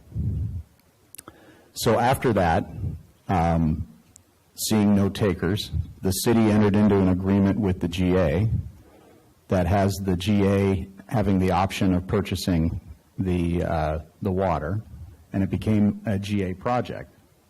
And at that point, and it's not the water district that decides how the replenishment fees are spent. You mentioned something about a contract. You're right, there is no contract. No such contract would be required. it's the GA and not the water district that decides how the replenishment fees are to be spent. And a decision was made to move forward analyzing the recycled water program. And I think work was undertaken by Stetson and paid for by a grant, if I remember correctly, to do some of that work. Since that time, the statute of limitations for the water district to challenge a replenishment fee has run, so that issue kind of went away without the water district filing anything. And then the water district began to re-engage the GA regarding recycled water. I believe that those discussions between engineers for the water district and with the water resources manager have been fruitful, and as far as I know, that matter is proceeding, and I suspect, I don't know where we are exactly with it, but I suspect we'll be bringing something forward to the public to talk about soon once we have a meeting of the minds on it. And again, at this point, in the absence of any other funding, I think the direction will be to continue to fund that with the replenishment fee. I appreciate the clarification. I don't agree with it. Use of grant funding is fine. The engineer's report was very clear that the money would be used for buying Table A entitlement. So we'll just have to agree to disagree on that. Thank you. Mr. Chair, before we have any board comments, I know you're asking for questions. I'm not sure there's any more board questions, but before we have board comments, are we going to hear from the public? Well, I was going to bring public comment at the end of the general manager's report, but did you have any comments you want to make right now, Director Vallejo? Well, note that we're actually, maybe we got a little bit off on the sidetrack. We were talking about the grant application and trying to get some kind of directioning. I guess I'm as responsible as anybody for going off track, so I apologize for that. But where we were was trying to make sure that nobody had a strong objection to what was being requested.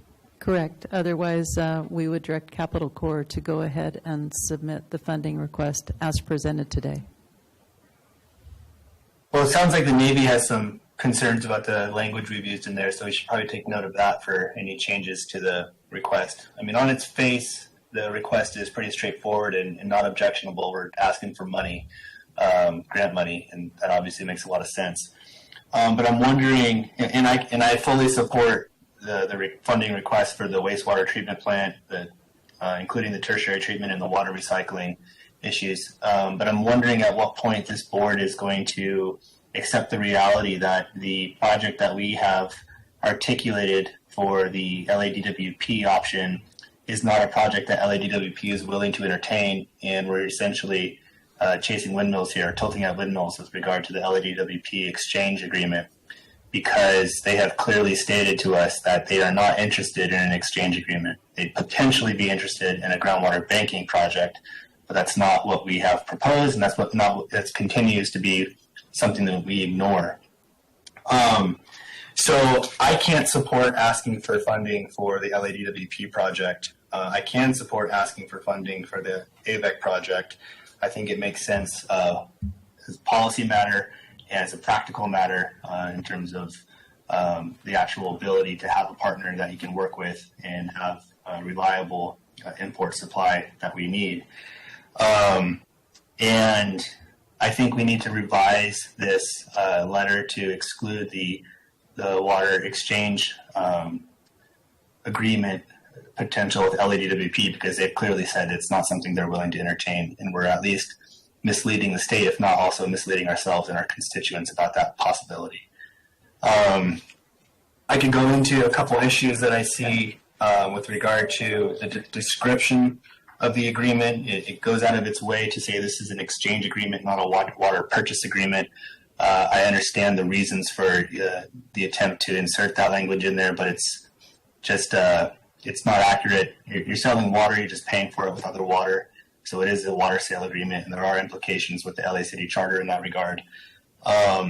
And I think we need to come to grips with the reality that LA is not interested in this project, and we need to react accordingly with regard to our future planning. So I would request that in addition to changing the language around the Navy's issues, that we remove the LADWP option because it's clearly not going to go forward. Thank you, Director Vallejo. Okay, we can make those changes. I would recommend against removing the LADWP option. I understand and respect Director Vallejo's opinions about that, but we're not at the point where we're picking a project, and I want to make it clear that we have to leave open all of these alternatives so that when it comes time to do the environmental review, we consider them all. And so I think it's, whether it's practical or not, even possible or not, I guess, we haven't done that analysis yet. Okay, and so with that understanding that we don't want to appear as though we've selected a particular project, for that reason, we would keep this very generic in terms of what we're looking to do. That would be my recommendation. And if that's the ultimate direction from this board, I understand. But if so, I would like to remove some language that is unnecessary for describing the project we're asking money for. So if you'll indulge me for a second on page 6, the lines with regard to this is an exchange agreement, not a water purchase agreement. I don't think it's necessary for a grant request, and I think it has some other downstream implications, and I think we should, I'm asking that we remove that sentence. It's the top of page 6. And similarly, on the, I don't see a page number here. It is the specific section for the imported water interconnection. So there's no page number I can reference, but it's towards the back of the document that we were provided last night. It's under the LADWP connection section on the, I guess, second page of that section. Are you following me? I can slow down if you need me to slow down.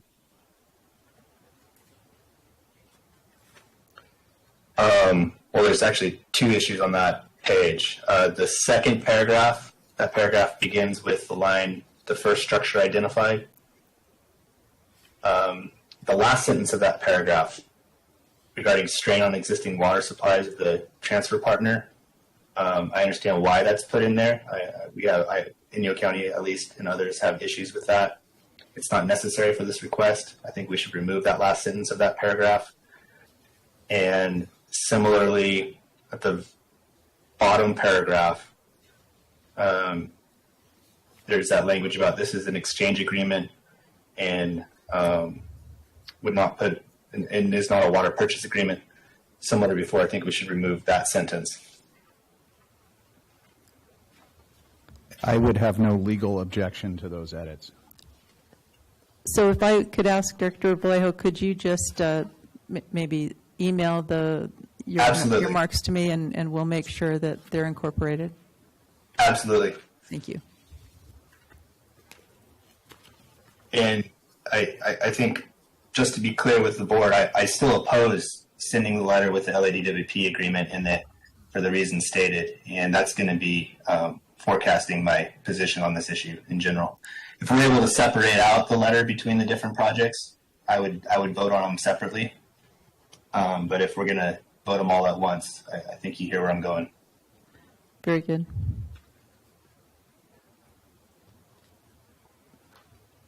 So with that, our plan would be to go ahead and submit with those changes if the board agrees, if we have consensus. Mr. Chairman, may I make a comment? Let me finish up with board comments here. Well, I'll bring it back to the board because we may have further comments, but go ahead. I have a grave concern. Your replenishment fee is quite high, and I understand exactly why it needs to be so high. And I approved the replenishment fee, if you recall, and wrote some letters about it. However, it's easy to take that money and fritter it away on vague projects that you can twist around and say are part of a replenishment of water, when in fact the intent and the vote for the replenishment fee was advertised as being solely for collecting enough money to buy water entitlements. Please keep that money for water entitlements. I have noticed in your agenda today and last month that several things were listed as being paid for under replenishment fee. In my opinion, the only thing that should be paid for under replenishment fee is Capital Corps' work on finding us water entitlements. Thank you. I'm sure there are many, many district customers that feel the same way that I do.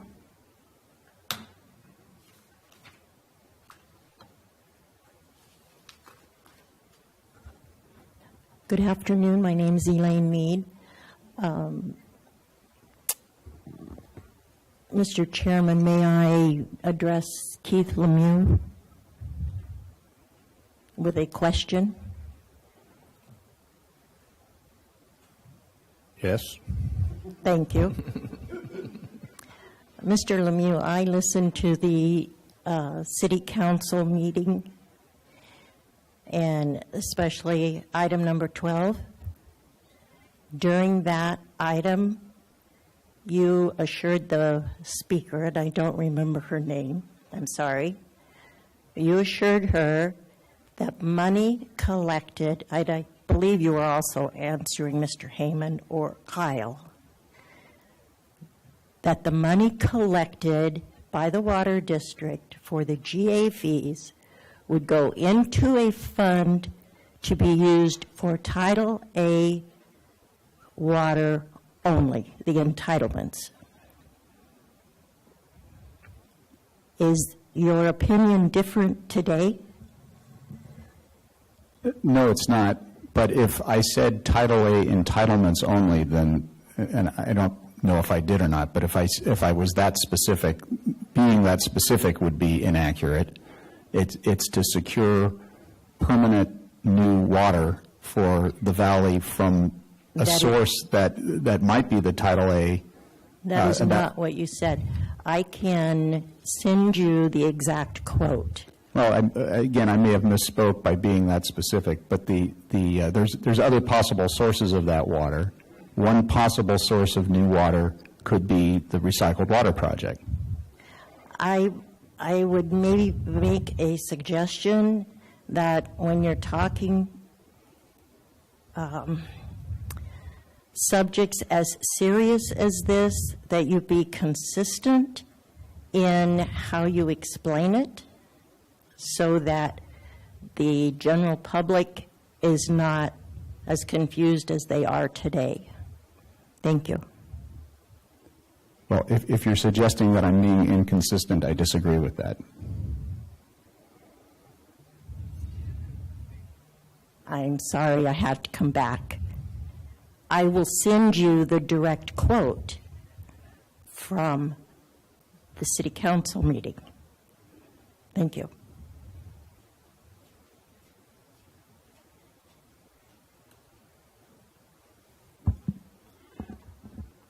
Nick Panzer, PAC member representing ratepayers in the district. I want to echo Ms. Decker's comment. I would like to see, regardless of how it's been papered, the replenishment fee dedicated strictly to the Table A entitlement.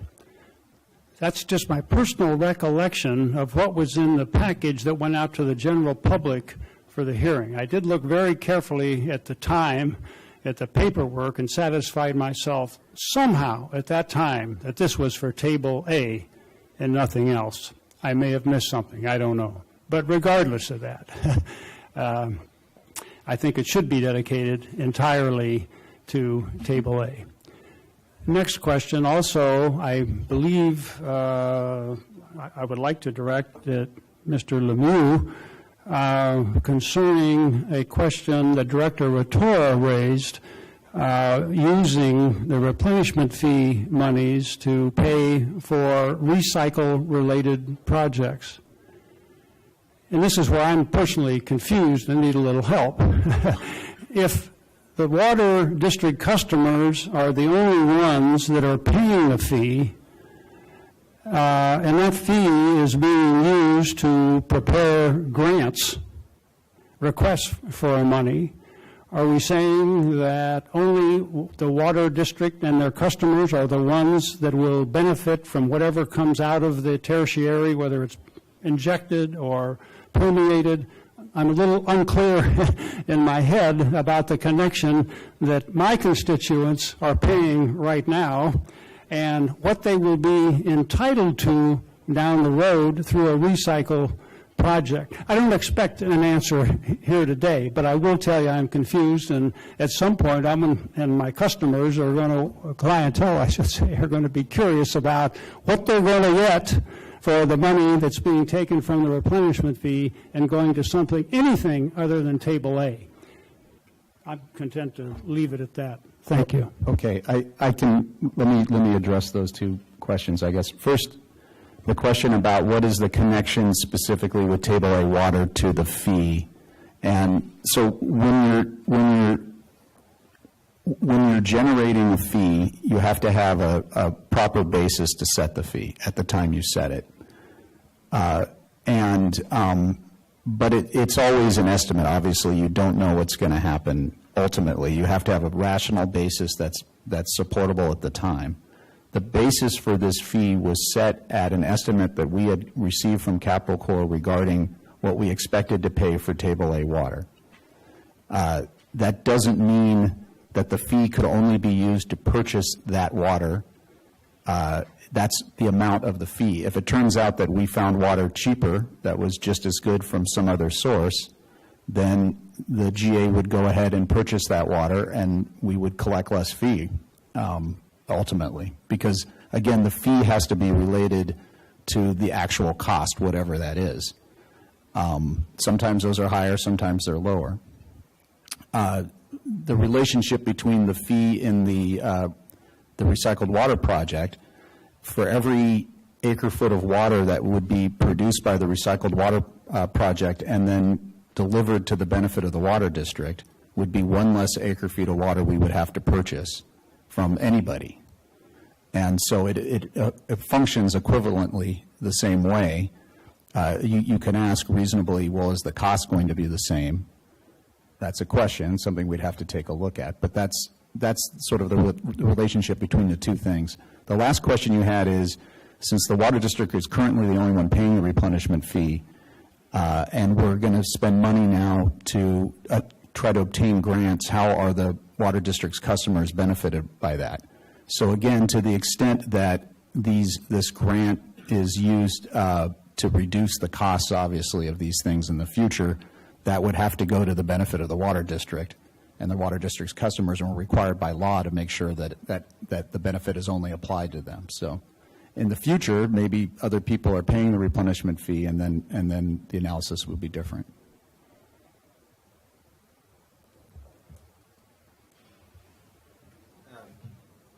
Joshua Nugent from Mojave Pistachios, and I just wanted to read from the Proposition 218 report, the engineering report, that's on the website that's attached to the ordinance or resolution that was passed for this. And Section 5.3.2 is called wastewater recycling, and it says, and I quote, "The authority does not have any regulatory control over wastewater treatment facilities in the basin. As a result, the authority cannot and does not include any cost analysis for recycled water projects in this report.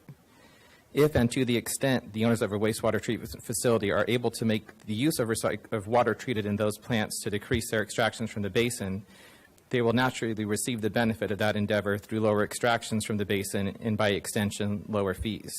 So I just wanted to again, state that it says the authority cannot, does not include any cost analysis for recycled water projects in this report. So it seems to me you're using Proposition 218 funds for something that was not studied in the 218 report, which I believe is illegal. Thank you. Well, again, that's incorrect, what you said. The statement was correct in the 218 report, which was the state of play at the time that the 218 report was adopted.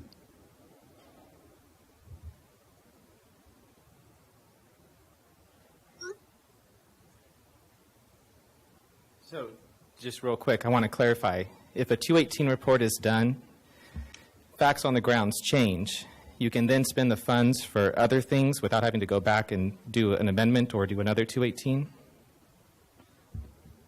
Because that's novel to me, as someone who's on a water board and has passed 218s before, is if you were to change the use of the fee that you passed it for and the facts on the ground changed, you would have to then redo your 218. I disagree with your premise. Okay, I appreciate that, and that's clear. Thank you.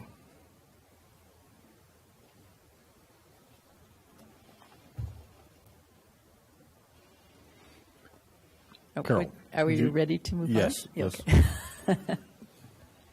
Okay, then I believe I heard consensus, or at least I heard no objections to submitting the funding request with the comments and changes submitted by Director Vallejo. So we'll go ahead and work with Capital Corps on that.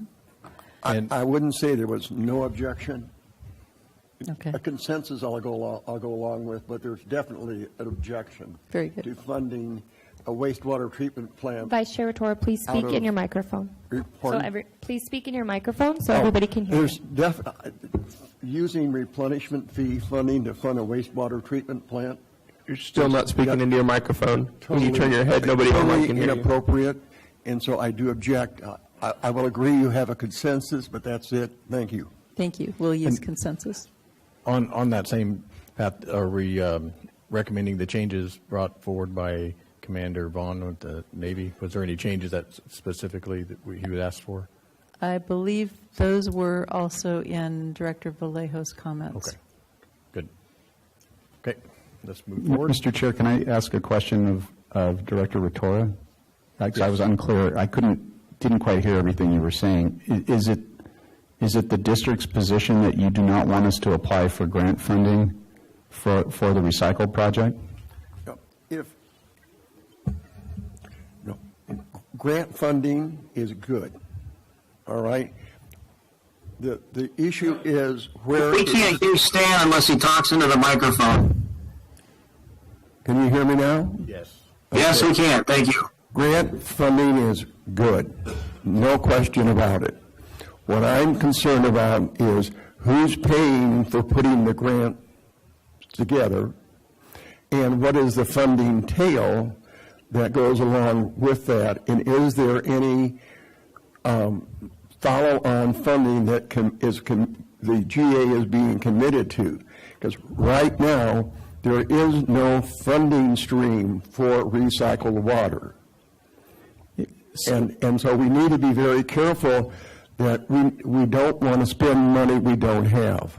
And we need to be for the last 4 years, the public has been concerned about the lack of fiscal responsibility of this organization.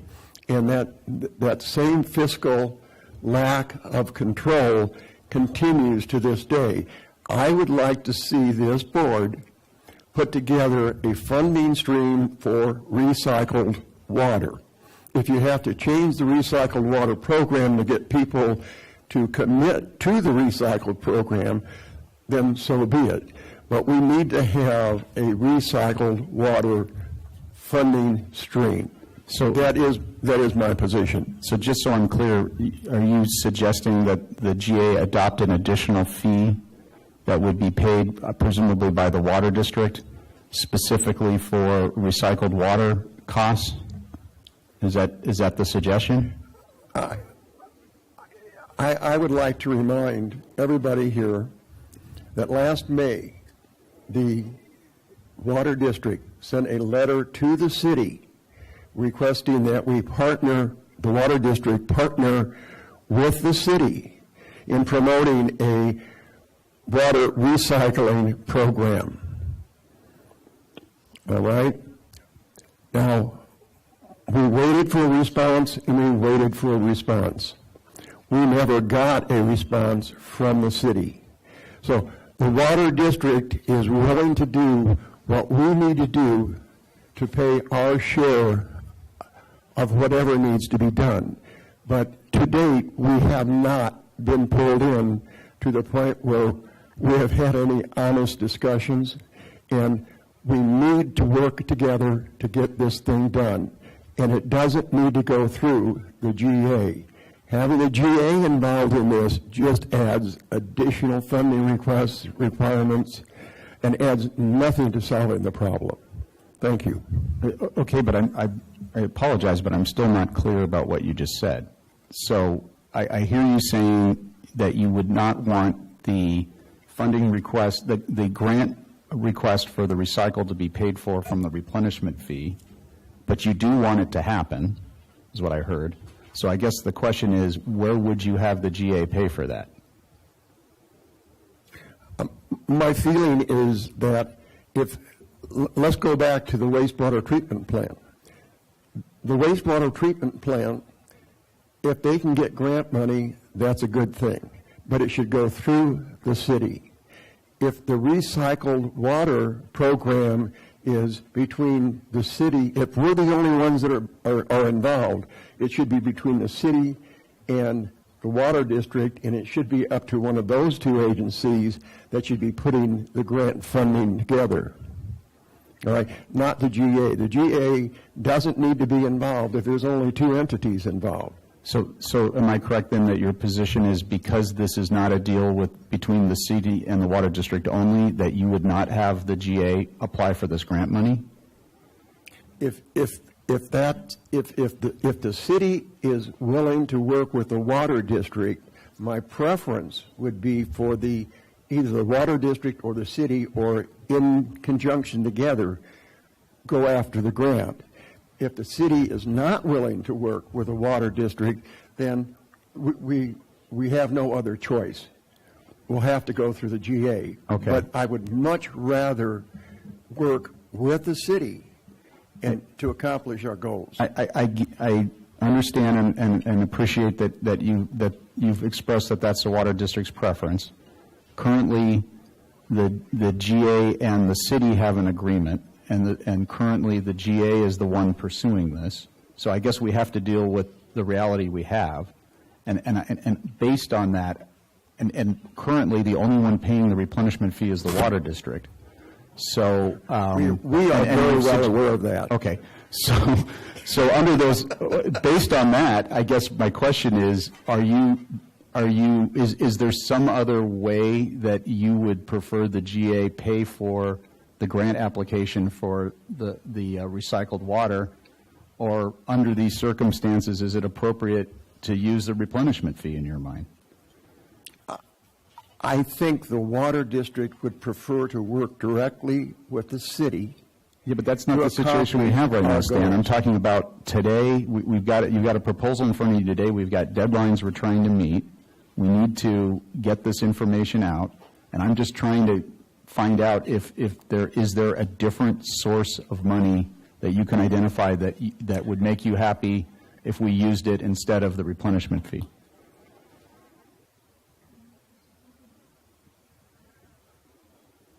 Actually, I'm not sure that's relevant. I think what I would prefer is it would be very easy to break the contract between the city and the GA, let the city and the water district do the job, because we're right now the only ones that are interested, well, with the possible exception of Searles Valley, which, we can work that issue out. GA does not have to be in the middle, because quite frankly, we don't need a middleman.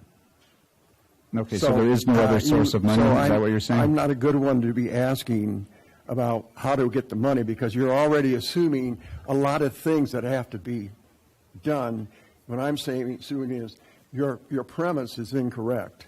Well, I'm responding to you making two statements. Don't use a replenishment fee and apply for the grant money. Those are the two things you said. And so I'm just trying to figure out how I can reconcile those 2 points. I think we need to get the GA out of the recycling water business. Well, but my that doesn't bottom address line. the problem today. It doesn't address your 2 points. I mean, what it comes down to is, are we applying for this grant or not? You tell me. Well, I'm not the director.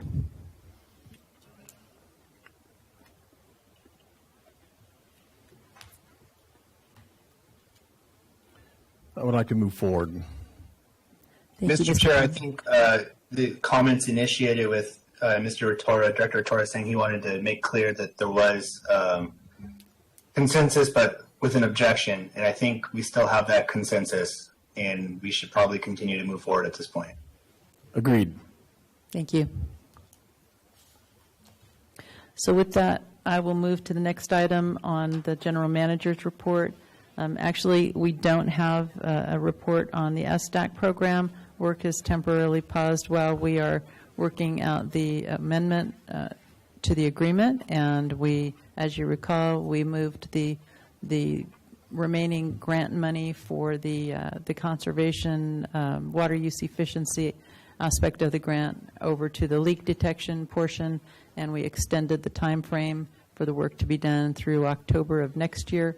And so we have that agreement signed. We're processing it with the state, and we hope to get that work back on track very soon. Madam General Manager, did we plan to have Capital Corps report on the water purchases? Update?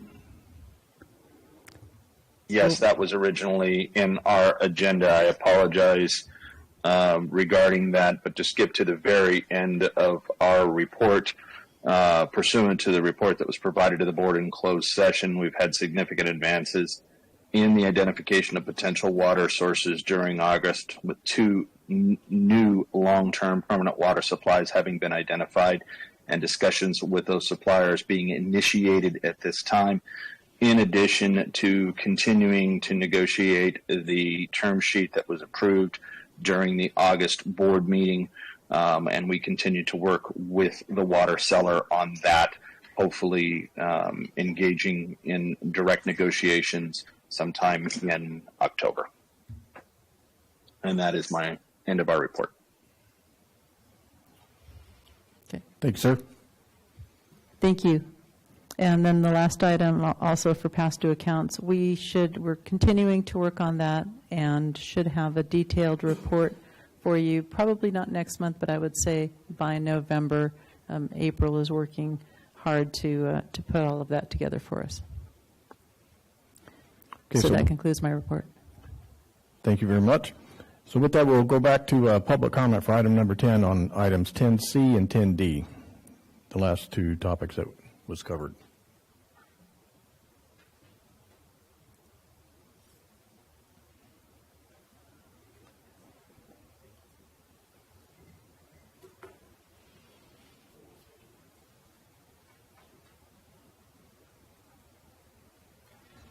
I guess it's afternoon. Good afternoon. Can you hear me? Yes. Chairman Hammond and the members of the board, thank you for letting me speak. This is a little, give you some perspective from the other side of the table. You guys have taken a lot of actions that impact us as Mojave Pistachio and its Nugent family. You know, we're approaching $600,000 in fees we've paid to the GA and extraction fees and other fees, and we don't see much for it. So fiscal responsibility is a criticism of ours of the board. Watching today, that's pretty evident. I have 3 issues, and I'm sorry I'm answering it after all the issues of the manager's report. The governance process, I watched this, and we're a major water user here, and there's other major water users here. I only see one major water user represented on the board. The water district. The decision-making is largely behind closed doors. I see all these financial things that are being made and proposed, and those of us that pay for it are not being informed beforehand. We don't appreciate that. You know, you seem to be focused on retaining your powers, not having this being a collaborative process. And, you know, the short answer on my governance is we're having taxation here without representation. And that's something that you guys do need to take serious and try to fix. And that's a long-term complaint here of the board. Secondly is a fiscal responsibility. We pay an extraction fee. We do not pay the replenishment fee. It's impossible for us to pay it. That'd be like me saying, you know, your car payment's $10,000 a month. You can drive the car, but you got to pay $10,000 a month. Mr. Chair, this is not general public comment. It's okay. I'm answering the manager's report, Mr. Lemieux. It's supposed to be directed towards the agenda item we're on. Okay, I am the agenda report on the reports on all the items in that. Is that okay? Well, we have individual public comment for each one of the agenda items that we take public comment at that time, and then Yeah, we you kind of went through that without stopping, so. we don't go back to, public comment again back on agenda items that we've moved past. Okay, can I comment on the manager's report, which is that whole section? I would prefer that you comment on the manager's report referring to item C and D, because we already ended item B. Which were those items, sir?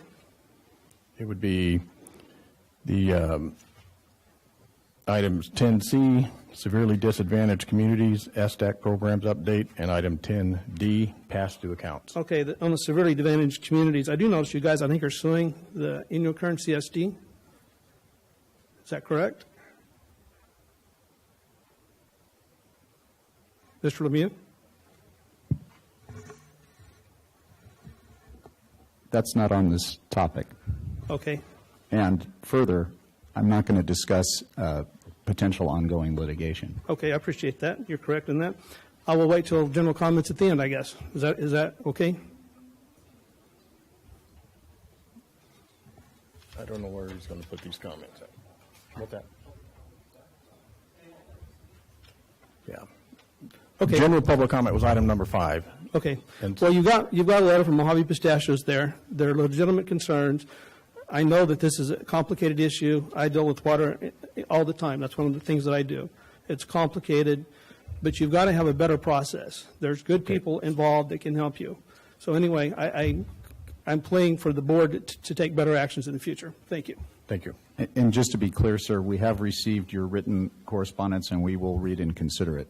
Thank you. I appreciate it.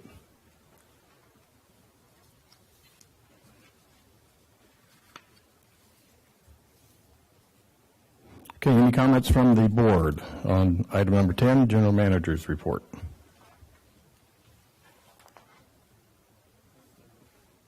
Okay, seeing no further comments, we'll move on to item number 11, PAC-TAC report, and this will be presented by Dave Janis. Oh, excuse me, Dave, we're going to take one final public comment call. Okay. Okay, caller, go ahead. Yes, this is Renee Westelusk. I have a question on the severely disadvantaged communities programs update. Does that leak detection funding, does that also pay for leaks in storage tanks? I believe it does. They're out looking for system leaks, so it should include their storage as well. Has anything been spent for repairing any leaks yet, or they're just in the detection phase? I couldn't tell you that offhand if any of it has gone towards actual leak repair. Because there was, this is a long time ago, but probably maybe close to 2 years ago, it was reported at some meeting, maybe it was the Policy Advisory Committee meeting, but there was a problem with the Inuit CSD storage tanks, that one of them was leaking. And so that's why I'm making this inquiry. Okay, we'll go back and look through the reports, but I don't have the answer for you right now. Okay, I just wanted to bring attention to it. Thank you. Thank you, Renee. And with that, we'll move on to item number 11, PAC-TAC report with Dave Janis. See if I can make this work. Can you hear me? How about this? Yes. Some of these are different. Good afternoon, and I would like to say that we were ecstatic to get back together for the first time in 20 months, and the PAC is still together, and no pun intended, and intact. We only had one known member that did not either communicate their inability to attend the meeting due to conflict or did intend in person, and that was Representative Tim Carroll for the Indian CSD, and we will have to follow up to see if that position is still active. So all the positions on the TAC or on the PAC remain active, and I'll summarize that a little bit later. You've got the report in front of you, but I did want to hit on a few key highlights and one clarification that I neglected to make in the writing of this report. Under item, first let's say I noted Tim Carroll, and the roster calls out which open positions we have. Pat Quist will remain the vice chair, and I'm remaining the chair. And we agreed to continue the notes and minutes as was suggested at this meeting last time. Keith Lemieux clarified that and noted the staff will provide a template for recording of the actions and votes to this PAC report, which will suffice for the Brown Act minutes requirement when subsequently approved at our next PAC meeting as the full PAC. We also confirmed, since this was a special meeting of the PAC, we were establishing a new standing meeting date, and we did in fact agree that the standing meeting will be every fourth Thursday of the month, unless no need for a meeting, but every fourth Thursday of the month starting at 5 p.m. right here in the council chambers, and it will be recorded, video casted at the time, live and archived, and that will supplement the minutes. What we also talked about, since each of the PAC members has the opportunity to nominate a single TAC member, and there are some vacancies on the TAC, we recommended that Steve start the process, which he's outlined, to rejuvenate the TAC and assemble what seats are open so that we know what seats we have potentially to make nominations to the board with having met all those qualifications. There is some difficulty in terms of the experiential and technical education backgrounds and knowledge of the basin, which are the three requirements. The pool of candidates is likely very slim, and we made some inquiries as to whether the water district, for example, may have some knowledge of other very knowledgeable people in the community that might be willing to contact their PAC member that they feel represents their interest group, and anything we can do proactively to get the PAC members or TAC members who might be interested, the candidates who might be interested to be a TAC member, to contact the appropriate PAC member so we can get the group filled out quickly as possible. But obviously we'll need at the next meeting, Steve, if we have it, or if it's not available for the next meeting, the meeting after that, what the available seats are and what's filled. Thank you. So I wanted to highlight that. Okay, got on to the meat of the meeting was highlighting from among the 5 items that you had, the board and through the general manager had provided as suggestions for us to prioritize topics. And first, I want to say we were very pleased to note that rather than each one of these being a draft document put together by staff, which we were then to comment on, these were proactive topics that we were asked to get out in front of and submit input to the process of drafting, and there would be a subsequent review. And that's somewhat different than under the pressure of the time we had of putting together the GSP. It was the other way around, and we were quite pleased to see that. We have prioritized the topics as you see there. Public communication and engagement plan, first, draft ordinance on temporary and emergency water use and waiver assessments second, and we had some confusion on the third one, the policy recommendations on the GA policy for IWV water conservation efforts, given that there are many other relevant regulatory agencies, some of which are represented on this board, that already have policy out there, and we were made aware that there was an ongoing staff discussion of just this issue, that maybe there was not a need for a separate GA policy, and we're asking for guidance from General Counsel as to whether it's worth our time to take this on if it's not going to produce significant effect to the very small number of well owners that it might apply to. So we would like some guidance on that. The fourth item also is where I would like to provide some additional description. The POAM discussion. POAM is a specific term used by the government, the Navy in particular in our terms, and we all came to love it very well about 2 years ago or 3 years ago with Commander Turner's predecessor, twice removed, was Commander POAM, I believe was his nickname. But that's a plan of action and milestones, and it's tied to a specific major project, which the GSP was. And they had a lot of sub-projects and interdependencies, and generating a POAM for that kind of project is a project in and of itself.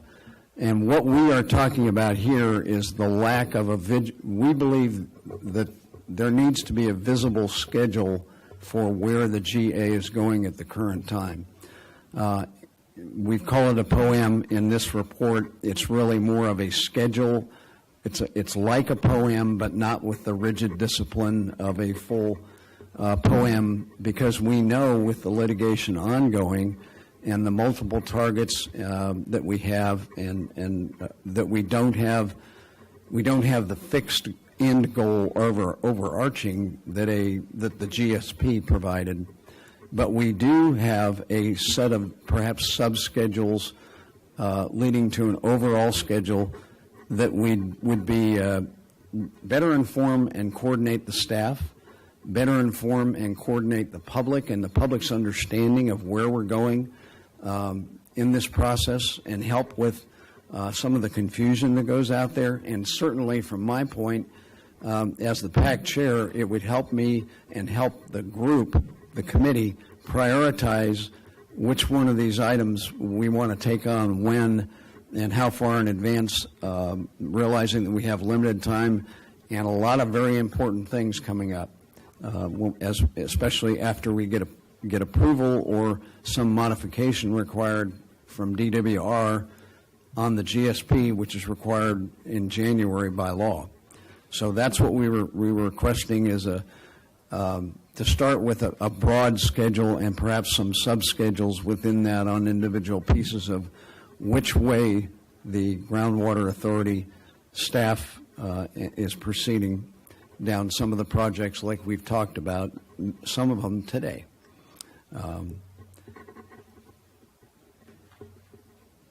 Okay, the item on the first member comment item, I will highlight that we also requested on reviewing the communications plan. We request that the board, having lived this experience and taken criticism for, in some cases, perception and in some cases reality of not communicating clearly during the development of the GSP, and perhaps not using that communications plan as fully as the PAC originally intended it to use. You had to execute that plan. Where did you have issues with it? Critique yourselves in the plan. What to help us and guide us in what would be the most helpful in improving that plan. What were your individual lessons learned or lessons learned as a board that you might help focus our efforts And we're going to take this on right away, but we would ask you to provide your input to that as we discuss it. We don't think this is a one-meeting topic. This is going to be multiple meetings because there's a lot tied into communications, including the individual hard areas that we'll talk about in a moment, not just the methods. But if you can give us back your self-critique or your critique of our plan, what additions or areas would you like us to focus on based on your own lessons learned? So that's a request for you. The other item I would like to note of import in the meeting was Wes brought up a question on the bottom of the page there, commented on the role of the PAC now, and I think Keith made a very concise statement that I think clarified it for everybody, and specifically it's the role of the PAC now that the GSP is submitted in, and in fact we've had 20 months hiatus, and we were requesting a little bit more focus than we had in the past on where are we going from here. So he clarified that the role is to represent the cohorts of stakeholders, every stakeholder cohort in the Valley, especially now that we have Trona on board, and act as a sounding board for the GA, achieving consensus where possible, and it's sometimes very difficult among that group of all the stakeholders in here, as you've seen today, and when unable to provide the consolidated opinion and interests of the respective stakeholder cohorts so that can be considered by the board. It's an additional voice into the board. We meet in the evenings. There are representatives on the PAC from each stakeholder group in the Valley that applied and were nominated and then approved and appointed to the board, and you want to hear from each of them. So that was a helpful clarification. And my last comment is nearly all the board members at the end closed with their pleasure of being back together and together in front of the public as well, so that it was a good meeting. But we did note that on this topic we just talked about, the difficulties of communication, given the technology boon that we have seen has also made it much more difficult to get information out to folks because it's much more individually targeted, and there's many more sources than there are now, and in particular the residents of the hardy residents of the Indian Wells Valley, many of them choose to live here and out away from folks because they like that. And it can be difficult to reach all of them. So we're going to take an attempt at getting you additional methods of communication, encouraging you on what some of those specific areas and subjects within the GA's plan that touch on the individual impact to stakeholders. So we're going to make recommendations on the kinds of, not just the methods, but the I'm not saying this right, the depth of communication on certain issues that we believe needs to be taken in front of the public robustly. And the last thing is, we noted that there is a duty of citizenship in the United States, and it's actually a part of what's taught to the citizens applying, and they're tested on it to achieve citizenship. And it's a duty to be informed, and on local events is the way it's phrased. And I'd say that it is a two-way street. You get criticism. There is valid criticism of the communication methods, but there's also a responsibility for the public to try and want to be interested and reachable. So any questions? Any questions from the board? A comment, if I might. First of all, I want to thank you for that report. I watched the meeting and I was impressed. Thank you very much. I did earlier at this meeting indicate that I would like to see both the PAC and the TAC have a public discussion on the shallow well mitigation plan. I think it's one of the main things that this board is responsible for, and that is helping the shallow well owners. And I think there will be a good, healthy discussion at both the PAC and the TAC, and I would like to see that. Thank you. Thank you, Stan. The plan was circulated to both PAC and TAC members for individual comment, but it would, as you say, it would probably be very appropriate to have a public discussion, and we can add that. I would say we still believe the first priority should be this communications plan and adding robustness to what we. How quickly do we? This is part of the schedule.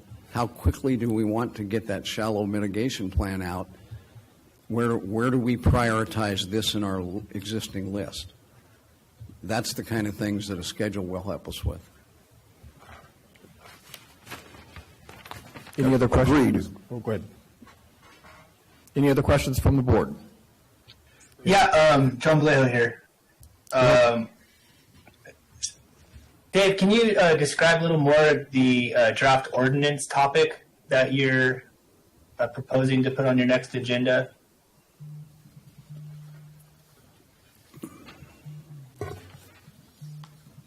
Well, that was a suggestion from the staff that we take on that there is a pending draft ordinance on temporary emergency water use and waiver assessments, and that we review that. We did not have it in front of us, so I can't go into detail on it.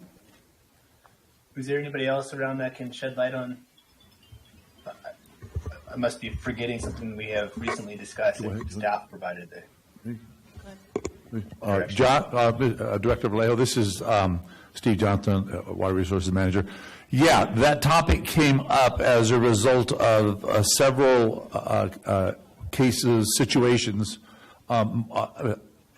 effectively mostly of the water district, where there were water uses being proposed or being planned or being done that may or may not be appropriate for the replenishment fee. As an example, there's some for out at the Navy base. They were doing some repair work as a result of the earthquake, some improvements.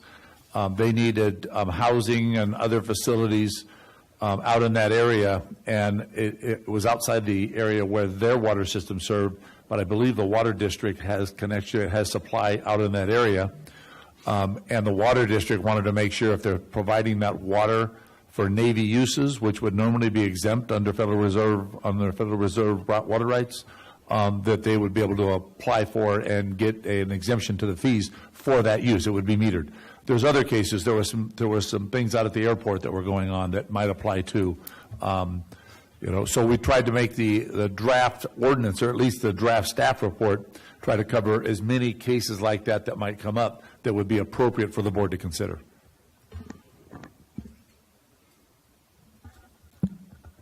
This is Judy Decker. As a member of PAC, excuse me, I have several comments. One of the comments that actually I made, and it is in David's report, is that you sit here as a formal board, and here you all are, except for a Navy person, in your suits and your ties. There needs to be a place where the public can come and feel more welcome and be in a more relaxed environment, and I believe the PAC is the place to do that. There are too many miscommunications in this community.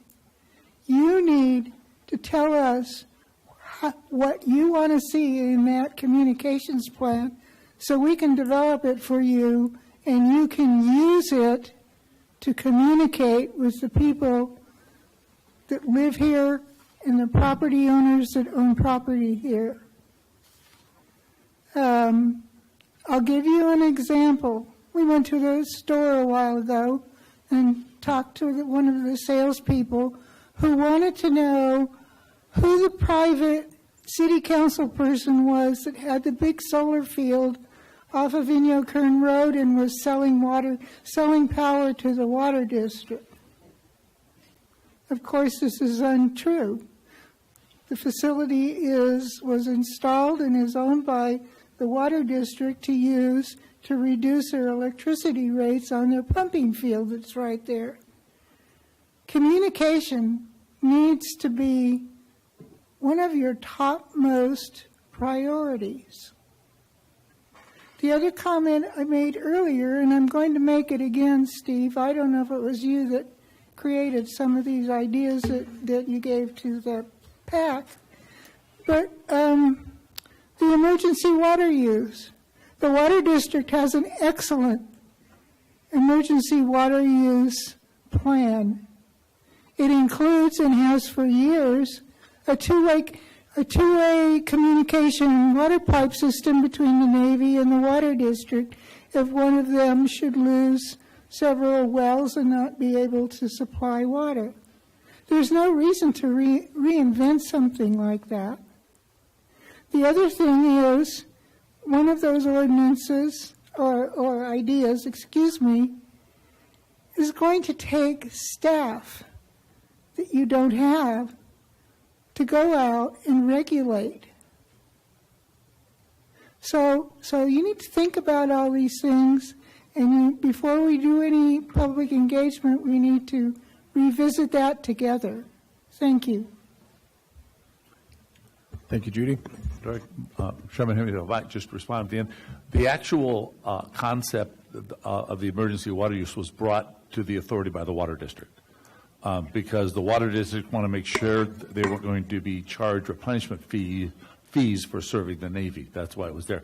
The connection is a physical connection, and they have an agreement, but the pumping that occurs by the water district that goes into the system is reported to us, and we send invoices based on that pumping. So the only way to exempt that would be for them to apply to the authority. That's what it was for. That's what the policy was, to consider the opportunity for water producers to apply for a waiver from assessment for water that might not qualify for the replenishment fee, for example. Yeah, and we're not looking at going out and doing a field investigation. It's not about emergency connections or anything like that. It's just a policy for applying for a waiver from assessments. Okay, do we have any further public comment on item 11? Well, I hadn't finished mine for the board comments, but if there's more public, I was going to bring it back to the board, John, and we'll start with you. So go ahead and continue. Yeah, I guess I'm not sure what the purpose of the PAC discussing the shallow well mitigation policy would be at this point, given that we've already adopted it, and we're essentially collecting fees and getting ready to implement it once the wells start going dry. I guess I'm not sure what the scope of that discussion would be. I see it more of a liability issue than a policy issue at this point. I'm not sure what the other board members think of that, or what staff might have to say. I'm just not clear on what task the PAC would have in that regard to discuss it. Was it my understanding that it's to get the information out to the individuals still through the communications aspect of it, or is there another portion that we're going after? I understood Director Retora to ask us to publicly discuss it. We have previously, the PAC has not met in person for 20 months, but we have had documents to review and submitted individually back to the Water Resources Manager per the Brown Act requirements. So we, in fact, did that, and the TAC did that. So if it's already been, if it's finalized, I understand Director Vallejo's comments, and maybe there needs to be a discussion. Stan, do you want to amplify your desire to have it discussed further in light of approval? I haven't seen the finalized report. I have seen some comments off of the draft report that I felt were fairly significant. So depending upon how well the comments that I saw coming from certain PAC members were included in the revised version, I couldn't comment.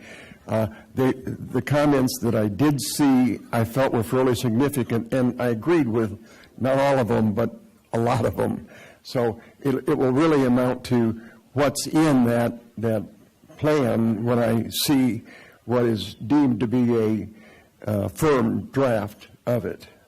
Not to take a jab, but I believe this again points out the need for a schedule. We aren't aware, is it out there in public in the current form without those comments taken into account, or is it still, was this part of the draft process? That's what's in doubt. It's part of the draft process, and I reported under that item, under the Water Resources Manager report, we just received, the Water District asked for a delay to get their comments to us. We just received the Water District comments. So we have all the others. We've addressed a lot of those individually with the commenters, but we just got the Water District, so we're applying those. When we get it all done, it will be finalized as a final draft, yes. But it's not done yet. Okay. So John, did that answer your question? Well, it answered my question. Well, it answered the question about what the status is of the shallow well mitigation comment period. Is this going to be just another round of proposed comments for that program at this point, or what would be, again, the specific intent of discussing the shallow well mitigation program, or is it really just to kind of let the public know that this project is out here and it's more of an outreach issue? From my perspective, I'm not sure what Director Rotorua wants the PAC of the TAC to do, except maybe just talk about it. But from our perspective, we're taking essentially all or most all, certainly the important comments, and implementing them into the plan. Our intent would be go back to the staff, the GA staff team, and make sure they're good with the changes that were made and the final draft, and then bring it to the board. But if the TAC or PAC would like to talk about it, that's fine too. I guess I would just caution on giving the PAC and TAC agenda items to just talk about things without any sort of deliverables. If we're going to, have our staff there as well, and we're concerned about costs and those issues. Mr. Chairman Heyman, I agree with Director Vallejo in that it would probably be better to let the process finish, bring it back to the board as a finalized effort, and then discuss it.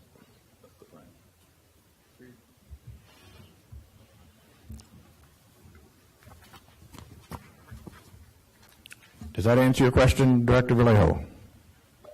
Well, I didn't hear anything you just said because you weren't speaking into the mic, but I assume it's fine. Well, I just said I agreed with your comments on that. I think it would be best to finish out the process and then bring it back before the board, and then we can discuss it. So, and then That sounds good to me. Okay. Any other comments from the board on item number 11? Seeing none. I might just give an update on the TAC, which I did earlier. Okay, because go I ahead, don't think there's Steve. going to be any comments on it. I was asked the question earlier about the TAC, and I pointed out then, I'll just repeat it now. There is not a scheduled meeting for the TAC. We have a scheduled hold on the same day as the PAC. There is communication going out to the current TAC members on the reorganization and potential items for the TAC to discuss. I've received comments back. Don Decker's provided us very, very good comments. We do have a vice chair, Eddie Teasdale. Again, in the effort to not be an active part of managing the TAC, I reached out to Eddie as the vice chair to see if he would take on the role or help coordinate the comments from a coordination of the reorganization of the TAC, help coordinate that effort, and help coordinate comments on TAC items for them to address. I reached out to Eddie. I haven't heard back from him. I'll do it again, but that's where it is right now. Okay, very good. Okay, any other comments? Seeing none, we will move on to item number 12, which is closing comments.